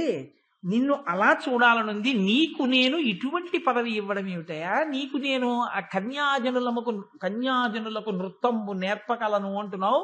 నిన్ను అక్కడికి పంపడం ఏమిటి అంటే బృహన్నల అన్నాడు, ఆడుతనంబు నిక్కమున కారసి చూచిన లేదు. అనుమానం వచ్చేసింది కదా ఎలాగో. కాబట్టి ఇప్పుడు ఉన్న పేడితనంలో 2 రకాల్లో తనకి ఏ రకమైన పుంసకత్వం చెప్తున్నాడు. ఆడుతనంబు నిక్కమున కారసి చూచిన లేదు, పుంస్త్వమున్ బోడిమి తప్పియున్నది. నపుంసక జన్మమవస్య భోగ్యమై వాడిమి గల్గు శాపమున వచ్చే పురాకృత కర్మ భావ్యమెవ్వాడును నేర్చునే తొలగ వైవగ నోర్వకపోవచ్చునే. ఆయన అన్నాడు, ఆడతనంబు నిక్కమున కారసి చూచిన లేదు. ఎందుకు అనుమానపడుతున్నాడు విరాట్ రాజు? ఆడదానిలా వేషం కట్టాడు కానీ ఆడది అని నాకు అనిపించట్లేదు అంటున్నాడు కదా. అందుకని ఇప్పుడు ఆయన అన్నాడు, నా యందు ఆడతనం ఎంత మాత్రం లేదన్నాడు. నిజంగా పార్థుడిగా ఆయనకి ఆడతనం ఎక్కడుందండి? నా యందు ఆడతనం ఇంచుక మాత్రం లేదు. నేను పురుషుణ్ణి. కానీ నా దౌర్భాగ్యం ఏమిటంటే ఇప్పుడు నాకు పుంస్త్వము లేదు. నా పుంస్త్వము తప్పిపోయింది. అందుచేత నేను నపుంసకుణ్ణయ్యాను. ఆడరూపు వేసుకున్నటువంటి మగతనం లేనివాడిని. కాబట్టి అటువంటి నపుంసకుణ్ణి. అది కూడా నాకు ఎలా వచ్చిందంటావేమో, నా మీద చాలా వ్యగ్రతతో కూడిన బుద్ధితో ఒకరు నన్ను శపించారు, అందుకని నాకు ఈ రూపం వచ్చింది. సరే, ఏది అయితే ఎవరు ఏమిటి అని అడుగుతాడేమో అని మళ్ళీ వెంటనే సరే అని ఎంత చమత్కారం అన్నాడంటే, నపుంసక జన్మమవస్య భోగ్యమై వాడి మిగల్గు శాపమునవచ్చ పురాకృత కర్మ భావ్యమెవ్వాడును నేర్చునే తొలగ వైవగనోర్వకపోవచ్చునే. ఎంతటి వాడైతే మాత్రం పురాకృత కర్మ అనుభవించకుండా ఉండడం తప్పుతుందా? అందుకుని ఏదో నా కర్మవశాత్తు నాకు వచ్చిందిలే, ఇక గొడవలేదు. ఏమండి మీకు ఆ మొహం మీద మచ్చ నా కర్మ అన్నారు అనుకోండి, ఇంకేమడుగుతారు మీరు కదా. ఇంకా నా కర్మ అంటే ఇంకా 10 మాటలు ఏమిటండి చెప్పారా నా కర్మని, ఇంకేం చెప్పాలంటే కదా. అందుకని ఎంత చమత్కారంగా చెప్పాడో చూడండి. ఎంత సభకి వచ్చిన అవమానాన్ని ఒక్క మాటతో సభనంతటి బుట్టలో పెడతారు. ఇంత అనుమానం ఉన్న వాళ్ళు ఇంకా తవ్వి అడగలేక ఊరుకుంటారు. ఇంత చమత్కారమైన సంభాషణ శైలి ఎలా వచ్చిందంటారు అంత సభలో? ఇది ఈశ్వరానుగ్రహం, వాగ్దేవి అనుగ్రహం. వాక్కుల యందు ఆ తల్లి నిలబడింది. కాబట్టి ఈ మాట అని ఆయన అన్నాడు, ఒండు పనులకు సెలవు లేకునికి చేసి అభ్యసించితి శైశవమాదిగాగా దండలాసక విధమును కుండలియును బ్రెక్కనంబు తెరంగును బెరణంబు. చాలా చిన్నతనం నుంచి ఇంక నేను ఎలాగో ఏ పనికి పనికిరాను కదానని నేను ఇదిగో ఇటువంటి నాట్యాలు నేర్చుకున్నాను. దండలాసక విధము, కుండలి, ప్రెక్కణము, పేరణము అనేటటువంటి నాట్యాలు నేర్చుకున్నాను. అవి నాట్యగతులు. అవి నేను ఒకరికి చెప్పి చేయించగలను. దీనితో పాటుగా నాకు నేపథ్య విద్యలు వచ్చు. నేపథ్య విద్యలు అంటే అవి రావాలి. అవి రాలేదనుకోండి, మళ్ళీ ఏదో డాన్స్ ఒక్కటి నేర్పేసి తాను చేసి చూపించి ఇలా చెయ్యి అని ఏదో ధిమ్ తద్ధిమ్ అని ఆ చిండు వేసి చూపించి ఇలా వేయి అంటే ఇలా వేసేసిన తర్వాత ఆవిడ కచేరీకి వెళ్ళింది అనుకోండి, వెళ్తే నేపథ్య విద్య నాకు రాదండి అంటే మళ్ళీ ఎవరినో తీసుకురావాలి. అలా కాదు, ఆవిడే ఏం చేస్తుందంటే నేర్పిన ఆవిడే తెర ముందు తన శిష్యురాలు నాట్యం చేస్తుంటే ఆవిడ పక్కన కూర్చుని నట్టువాంగం వేస్తున్నారంటారు. మీరు ఎప్పుడైనా నాట్యంలో చూసారో లేదో, ఆ కూచిపూడి వారి నాట్యం, అంబా పరాకు దేవి పరాకు జగమేలు మా తల్లి జననీ పరాకు అని మొదలుపెట్టి ధీమ్ తద్ధీమ్ అని వేస్తారు. అక్కడి నుంచి ఇంకా డాన్స్ ఆ నాట్యం ప్రారంభమవుతుంది. ఆ నట్టువాంగం నేపథ్య విద్య అంటే ఆ పాట అన్ని రాగాలలో పాడుతుండాలి, దాన్ని కలుపుతుండాలి సరిగ్గా. ఏ పాత్ర ప్రవేశిస్తోందో, ఏ పాత్ర ఉందో అది వెళ్ళడానికి సమయం పట్టాలి, కొత్త పాత్ర రావడానికి సమయం సరిపోవాలి. అంతేగాని అదే పనిగా ఇలా పట్టుకుని చదివేసుకుంటే ఆ పాత్ర వెళ్ళి ఇంకో పాత్ర రావడానికి సమయం ఉండదు. ఆవిడ వచ్చేటప్పటికి ఇవిడ సగం చదివేస్తుంది. అలా ఉండకూడదు కదా. అందుకని దానికి సరిపోయేటట్టుగా ఖచ్చితంగా చూసుకుంటూ పాడగలిగిన నైపుణ్యం ఉంటే నేపథ్య విద్య అంటారు. వాళ్ళు నేర్పుతారు, కచేరీ చేయిస్తారు, నాట్య ప్రదర్శన చేయిస్తారు. వాళ్ళని రాజులు ఇష్టపడతారు. ఎందుకో తెలుసా అంటే, రాజుగారు ఇష్టపడడానికి ఇప్పుడు 3 కారణాలు ఉన్నాయి. ఒకటి పేడి, కాబట్టి అంతఃపురానికి పంపించవచ్చు తన కూతురు దగ్గరికి, ఇబ్బంది ఏం లేదు. పురుషుల్ని పంపించి నేర్పించాలి కాబట్టి నపుంసకుండే పంపాలి. 2, ఆవిడ నాట్యం నేర్పుతుంది. పూర్వం తప్పకుండా రాజులు తమ బిడ్డలకి నేర్పేవారు. 3, నేర్పి వదిలిపెట్టేస్తే మళ్ళీ రేపు పొద్దున్న ఈవిడ నాట్య ప్రదర్శన ఇచ్చేటప్పుడు ఇంకోళ్ళు వచ్చి నటువాంగం వేయాలి. అప్పుడు వాళ్ళకి వీళ్ళకి సరిపోకపోవచ్చు.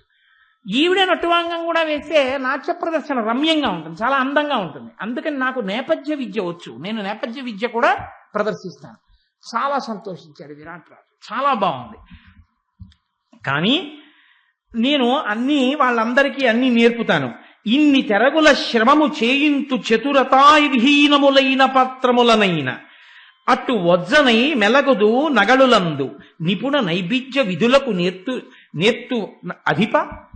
నేను అంతఃపురంలో ఉండేటటువంటి ఆ పిల్లలు ఎంత మొద్దు వాళ్ళు అవనివ్వండి, ఎంతగా చెప్తున్నా వాళ్ళకి అసలు ఆ అడుగు వేయడం రాని వాళ్ళు కానివ్వండి, అటువంటి వాళ్ళకి కూడా నేను ఉపాధ్యాయుడు, ప్రకృతి వికృతి చక్కగా వాళ్ళకి గురువునై వాళ్ళతో చక్కటి నాట్య విద్యా ప్రదర్శనం చెయ్యగలిగిన స్థితిని ఏర్పరచగలిగిన వాణ్ణి. కాబట్టి నాకు అటువంటి పదవిని ఇప్పించు అని అడిగాడు. అడిగితే చూశాడు, ఏమిటో పాపం, ఇంతటి మహానుభావుడు, ఇంతటి తేజస్సు ఉన్నవాడు, ఆ శాపం ఏమిటో, ఈ స్థితి ఏమిటో అనుకున్నాడు. అంతే, అక్కడ వరకే వెళ్ళింది, కానీ ఆలోచన అంతకన్నా వెళ్ళలేకపోయింది. కాబట్టి ఇప్పుడు ఆయన అన్నాడు, అంతఃపురంలో ఉన్న ఉత్తరని తీసుకురండి అన్నాడు. అంటే వెళ్ళారు, గబగబా ఉత్తరని తీసుకొచ్చారు. ఉత్తర సరే చాలా వర్ణన చేశారు తిక్కనగా. వచ్చింది, ఆమె అప్పుడే యవ్వనంలో ప్రవేశిస్తోంది. వచ్చి అక్కడ నిలబడింది. రాజు తేరిపార పరమ ప్రేమతోటి పరమాశ్చర్యంతో చూసేట. మీరు పెద్దలు అనుకున్న వాళ్ళు వస్తే చెయ్యవలసిన గొప్ప సత్కారం ఏమిటంటే తప్పకుండా తాంబూలం ఇవ్వాలి. అందుకే మీరు చూడండి, ఇంకేం రాయరు, విందు తర్వాత వచ్చింది. ఏది రాస్తామంటే చందన తాంబూలాది సత్కారములను గ్రహించి మమ్మ ఆనందింపచేయ ప్రార్థన. చందన తాంబూలాదులు ప్రధానంగా ఉండాలి. అందులో వచ్చిన వాళ్ళకి గౌరవం ఏమిటి అంటే చందనం రాస్తారు. చందనం ఎప్పుడు రాస్తారు? అన్నం పెట్టకుండా చందనం రాయరు. అంటే ఇప్పుడు విందని రాస్తే తప్ప అర్థం కావట్లేదు కాబట్టి విందని రాయవలసి వస్తుంది. కానీ చందన తాంబూలాది సత్కారములు గ్రహించి అంటే మీరు పెద్ద మనిషిని మేము నమ్ముతున్నాం. మీరు పెద్ద మనిషి కాబట్టి ఎందుకు రావాలి మా ఇంటికి? మీరు వచ్చి దేనికి రావాలి? మా అమ్మాయి మీద మా అల్లుడి మీద అక్షతలు వేస్తే నేను ఎంతో పొంగిపోతాను. మీ చేత్తో వేసిన అక్షతలు, మీరు చేసిన ఆశీర్వచనం నా బిడ్డని, నా అల్లుడిని, నా కొడుకుని, నా కోడల్ని కాపాడుతుంది. అందుకని మీరు రావాలి. అందుకని ఆహ్వానం పలుకుతూ మీరు వస్తే ఏమిస్తాం? తాంబూలం ఇస్తాను. నా తాంబూలం గ్రహించండి అంటే నా సత్కారమును గ్రహించి నన్ను కృతార్థుణ్ణి చెయ్యండి. చందనం తీసుకోండి. చందనం ఎప్పుడు తీసుకుంటారు? భోజనం అయిపోయిన తర్వాత చందన పాత్ర పక్కన పెడతారు. పెట్టి చేతికి చందనం అలదుతారు. అంటే భోజనానికి రండి అని పిలవాలా? పిలవక్కర్లేదు, అలా పిలవరు. భోజనానికి రండి అని పిలవరు. విందు అన్న మాట లేదు శుభలేఖలో. ఎందుకు లేదంటే చందన తాంబూలం అన్న మాటలో విందు ఉంది. విందు ఎప్పుడు పెడతారు? పెళ్లికి ముందా అండి, పెళ్లికి వెనకాండి అని అడగకూడదు. పెళ్లి తర్వాతే భోజనం పెడతారు. పెళ్లికి ముందు భోజనం ఎందుకు పెట్టరండి అంటే అలా పెట్టరు. ఎందుకు పెడతారు? మంచి జరిగే సత్యనారాయణ వ్రతానికి ముందు అన్నం పెడుతున్నారా, తర్వాత పెడుతున్నారా? వ్రతం తర్వాత అన్నం పెడతారు. ఏదైనా చేస్తే ఎప్పుడు పెడతారు? లక్షవతుల నోములు పిలిచారు, ఎప్పుడు పెడతారు? లక్షవతుల నోము అయిపోయాక అన్నం పెడతారు.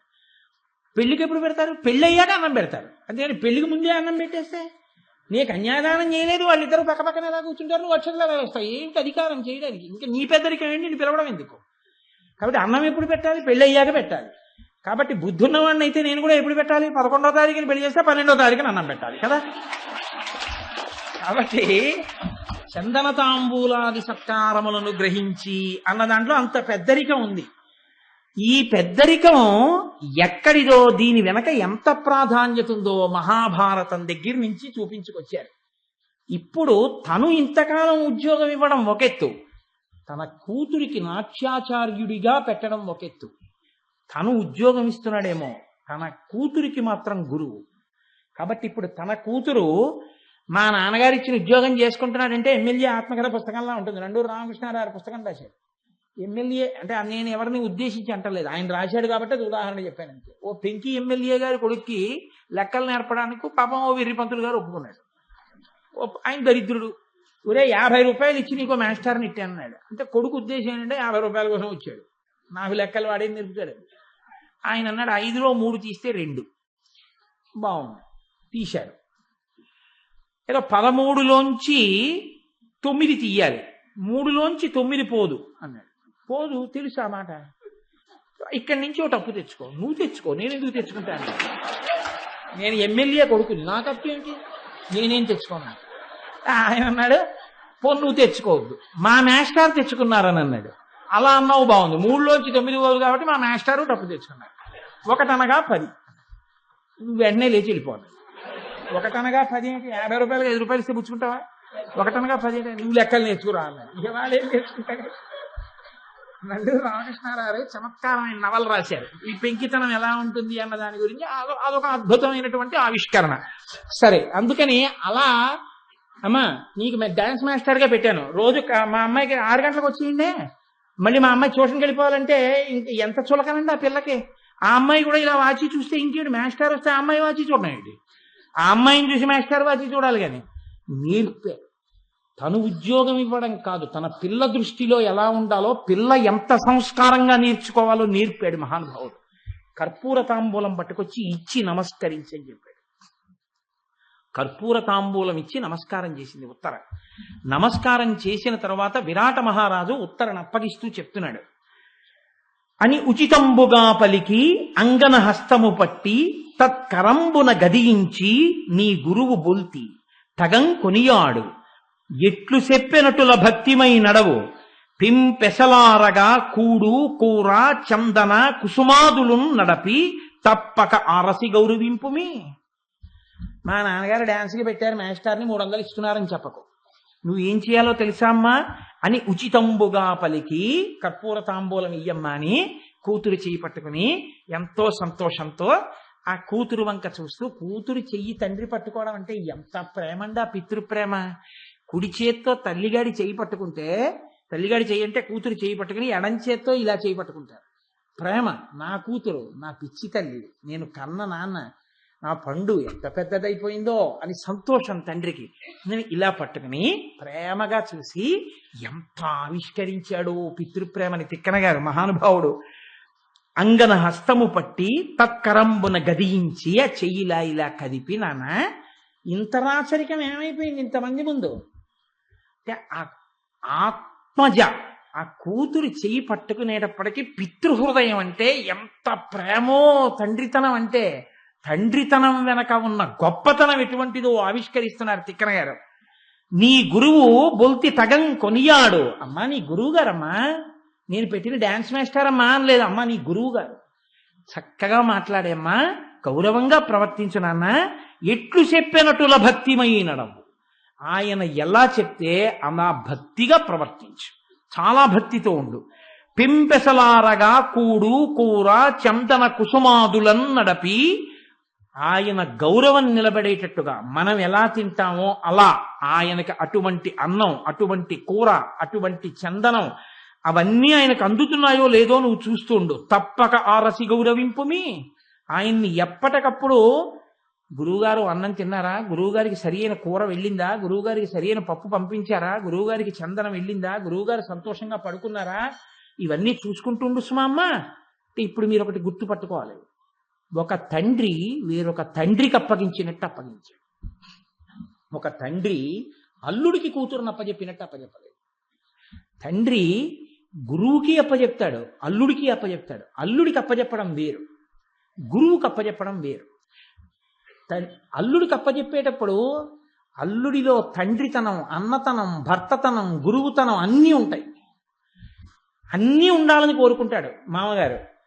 కానీ గురువుకి అప్పచెప్పేటప్పుడు నేను నా కూతుర్ని ఎలా చూశానో ఆయన అలా చూస్తాడని నమ్ముతాడు. ఇదే గుర్తు పెట్టుకున్నాడు అర్జునుడు. విరాట పర్వం చివర ఉత్తరని నువ్వు స్వీకరించంటే నువ్వు నాకు అలా చెప్పలేదు, నేను అలా చూడలేదు. ధర్మం ధర్మమే, ఆమె నా కూతురు అవుతుంది తప్ప ఒక్కనాటికి నా భార్య కానేరదన్నాడు.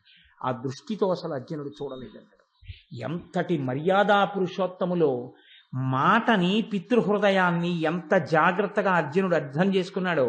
అర్జునుడు కూడా దక్షిణ నాయకుడు, కానీ తండ్రి ఏ భావనతో అప్పచెప్తున్నాడో ఆ భావనతోనే నిలబడ్డాడు. ఆ పిల్లనే ఇచ్చినా తీసుకోలేదు. తన కొడుకు అభిమన్యు కుమారుడికి ఇచ్చి వివాహం చేయించి కోడలిగా స్వీకరించాడు. కూతురు కోడలు ఒక్కరే కాబట్టి ఇది ధర్మం అంటే. ఎంత జాగ్రత్తగా పట్టుకుంటారో చూడండి అని అప్పచెప్పారు. చాలా సంతోషించాడు. ఆ రకంగా అర్జునుడు కొలువులోకి ప్రవేశించాడు.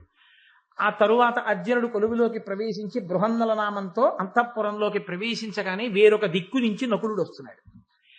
ఇప్పుడు చూస్తున్నాడు మళ్ళీ విరాట్ రాజు. ఇప్పుడు విరాట్ రాజే చూస్తున్నాడని మీరు అనుకోకండి.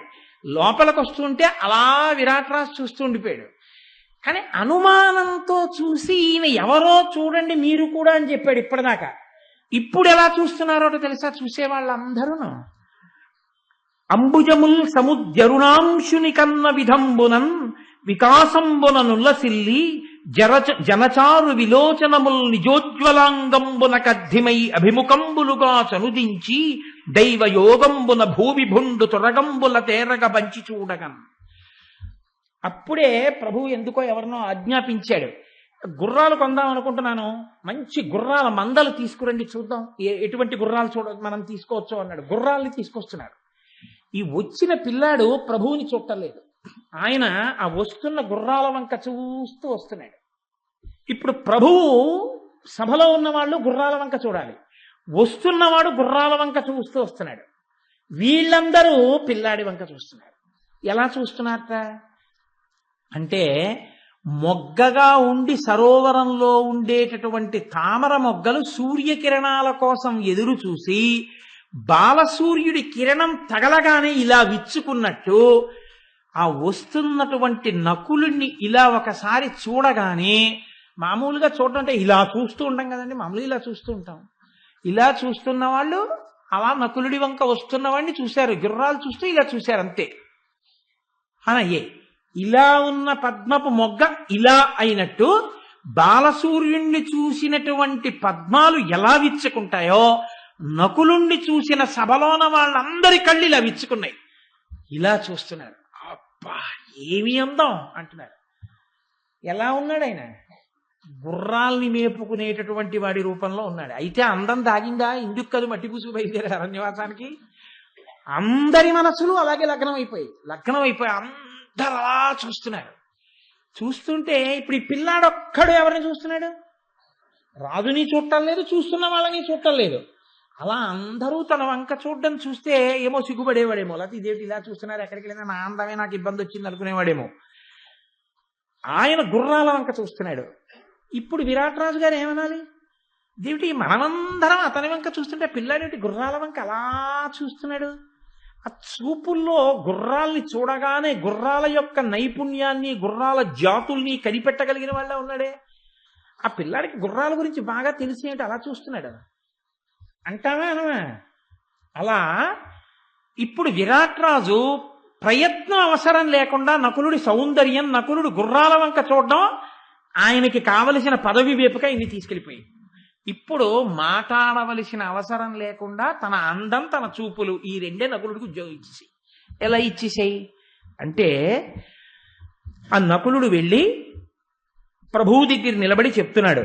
అవయవ లక్షణంబు ఆయు ప్రమాణంబు గర్భంబు ఇంగితాకారంబులను మాత్రాంతరము వయోమానంబు దేశకాలోచితహార ప్రయోగ భంగి జాత్యానురూప శిక్షావిధి క్రమగతి వ్యాయామ సాంత్వ ప్రవర్తనంబు ప్రమద విషదాది బహువిధ చిత్త ధర్మము పోషణ ప్రకారము చికిత్స పరిచితములు ధరణిపాల నీ ముందట రూపురేఖ మెరయ దూపనేర్తు బవరమైన నాకు పనియేమి అనజేతి బలిమి కలిమి నెరప దలుపు కలదు.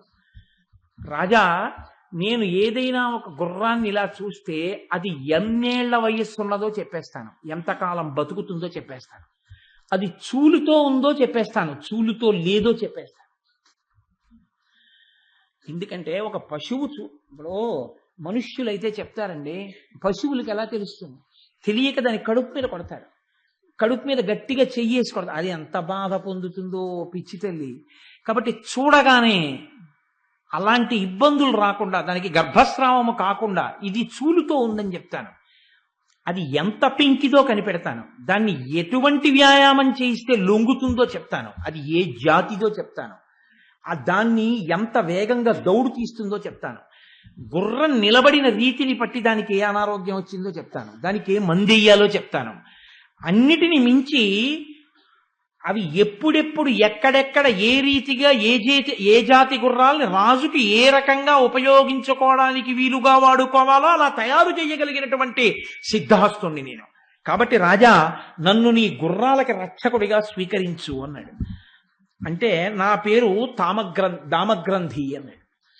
రాజు నకులుడి యొక్క సౌందర్యాన్ని చూసి అన్నాడు, నిన్ను చూస్తే నాకు అలా అనిపించట్లేదు, చాలా దివ్యమైన తేజస్సుతో ఉన్నావు, ఇంద్రుడిలాగో అగ్నిహోత్రుడిలాగో ఉన్నావు, కాబట్టి ఆ పదవి ఎందుకయా, నిన్ను నా ఐశ్వర్యాన్ని రక్షించేవాడిగా వేస్తానన్నాడు. ఆయన అన్నాడు, నాకొద్దు, ఎవరు ఏ పని చెయ్యగలరో ఆ పనిని స్వీకరిస్తే బాగుంటుంది తప్ప ఎవరో ఏదో ఇస్తానన్నారు కదా అని చెయ్యలేని పనిలోకి వెడితే మొదటికి మోసం వస్తుంది. కాబట్టి చెయ్యలేని పనులు నాకెందుకు ప్రభు, నాకు గుర్రాల గురించి బాగా తెలుసు, నేను అశ్వరక్షకుడనై ఉంటాను, అశ్వశిక్షకుడనై ఉంటాను, నాకు ఆ పదవి ఇప్పించు, నేను ధర్మరాజు గారి దగ్గర పనిచేశానన్నాడు. అని ఊరుకోలేదు మిగిలిన వాళ్ళ. ఎందుకో తెలుసా అండి, నకులుడి ప్రేమ వేరు. కారణం ఏంటంటే తండ్రి ఒకడైన తల్లులు వేరు. కుంతీపుత్రులు ధర్మజ భీమ అర్జునులు, మాద్రీపుత్రులు నకుల సహదేవులు. కాబట్టి భీమార్జునుల మీద ఎంత ప్రేమ ఉందో నకుల సహదేవుల మీద ధర్మరాజు గారికి అంత ప్రేమ ఉండాలని నియమం లేదు, అంత ప్రేమ ఉండక్కర్లేదు. కానీ ఎప్పుడెప్పుడు అవకాశం వచ్చినా అప్పుడప్పుడు భీమార్జునుల కన్నా కూడా నకులుణ్ణి ప్రేమించాడు ధర్మరాజు. ఆఖరికి నలుగురు తమ్ముళ్ళు పడిపోతే కుంతీపుత్రుల్లో నేను బతికున్నాను కాబట్టి మాద్రీపుత్రుల్లో నలుణ్ణి బతికించమని అడిగాడు. అంత ప్రేమ ధర్మరాజుకి నకులుడంటే. కాబట్టి నకులుడు చెప్తున్నాడు విరాట్ రాజుతో, నేనంటే ఎంత ప్రేమో తెలుసా ధర్మరాజు గారికి. ఆయన కొలువుకూటంలో నేను పని చేసినప్పుడు ఒకప్పుడు అక్కడ పని చేశానని చెప్పాడు. కాబట్టి ధర్మసుతుండు వించనను దాన తురంగమ శాస్త్ర శిక్షకం కర్మటు చేసి ఆత్మతరంగములకెల్లను నన్ను యుక్తుగా నర్మిలి నిలిపి ఈగియు ప్రియంబును నా ఎడనాడు నాటికిం పేర్మి వహించుచుండ నడపెంతన తమ్ములలోని వానికన్. నన్నెప్పుడూ ఒక సేవకుడిగా ఒక అశ్వరక్షకుడిగా చూడలేదు ధర్మరాజు. ధర్మసుతుండు వించనను దాన తురంగమ శాస్త్రశిక్షకం కర్మటు చేసి, ఈ గుర్రాలన్నిటినీ ఇలా నడపడం అనేటటువంటిది నాకు ధర్మరాజు గారే నేర్పాడు కాదు. ఆత్మతురంగములు తెలియదు కాబట్టి పుట్టగానే తండ్రి చచ్చిపోయాడు కాబట్టి విచ్చలవిడిగా ఇంద్రియములు ఎటులాగేస్తే అటు తిరగచ్చు. కానీ నాన్న నువ్వు అలా ఉండకూడదు, ఇలా ఉండాలని నన్ను ప్రయోజకుడిగా చేసిన వాడు ఎవరో తెలుసా? తండ్రి తర్వాత తండ్రిలా నిలబడి మహానుభావుడు ధర్మరాజు చేశాడు. అది మనసులో పెట్టుకుని చెప్తున్నాడు. ఆత్మతురంగములు అంటే తన తురంగములని, తన గుర్రాలని. పైకి ధర్మరాజు గారు తన గుర్రాలని ఎలాగ సాకాలో ఆయనే నాకు నేర్పించి ఈ స్థితినిచ్చి నన్ను నా చేత తన గుర్రముల యొక్క శిక్షణ చేయించుకున్నాడు. కాదు లోపలర్థం ఏంటి? నన్ను ఈ స్థితిలోకి వచ్చేటట్టుగా తండ్రి లేని వాడిని తండ్రిలా పెంచి పోషించిన మహానుభావుడు నా అన్న. అటువంటి వాడు ధర్మరాజు. కానీ అరణ్యవాసం అజ్ఞాతవాసంలో ఉన్నాడు. మళ్ళీ ఏనాటికి నేను ధర్మజుణ్ణి కలుస్తాను కాబట్టి ప్రభు నాకు నీ అశ్వములను కాపాడేటటువంటి అశ్వ శిక్షకుడుగా ఉండేటటువంటి అదృష్టాన్ని కల్పించు అన్నాడు. సరే, నువ్వు ఏ పదవి కోరుతున్నావో దాన్ని నీకు ఇస్తాను. అలాగని కేవలం నేను గుర్రములనే రక్షిస్తాననుకుంటున్నావేమో. యుద్ధం వచ్చిందో, నీకు ఎవరితోనైనా ఇబ్బంది వచ్చిందో, ఆనాడు యుద్ధంలో నా కౌశలం ఏమిటో చూపిస్తాను. ప్రభుత్వాన్ని నీ రాచరికాన్ని కాపాడతాను. అప్పటి వరకు గుర్రాల్ని కాపాడుతుంటానన్నాడు. సరే, నీకు ఏది సంతోషం అనిపిస్తే ఆ పనే చెయ్యన్నారు. నలుగురు వెళ్ళిపోయారు. ఇక తమ్ముడు పెద్ద కష్టం అండి. నలుగురు వెళ్ళిపోయిన తర్వాత కాబట్టి సహదేవుడు కూడా వెళ్ళిపోతాడు. కానీ సైరంధ్రీదేవి ఆవిడ వెళ్ళడం ఉంది. ద్రౌపదీదేవి వెళ్ళడం అంటే వీళ్ళు వెళ్ళినట్టు విరాట్ రాజు గారి దగ్గరికి వచ్చి అడగడం కాదు. 5 వెళ్ళడం ఒకెత్తు, ఆవిడ వెళ్ళడం ఒకెత్తు. అసలు వెడుతూనే వీళ్ళందరూ తమ తేజస్సుల చేత గౌరవింపబడ్డారు, ఆవిడ అందం చేత అవమానింపబడింది. ఆ ఘట్టం ఏమిటో, ఎంత హృదయంగా తిక్కన గారు తీసుకొచ్చారో, ఆవిడ పాతివ్రత్యం ఏమిటో రేపు సహదేవుడితో మొదలుపెట్టి ఆ సైరింధ్రిగా తల్లి ద్రౌపదీదేవి వెళ్ళినటువంటి ఘట్టాన్ని ఆవిష్కరించే ప్రయత్నం చేస్తాను.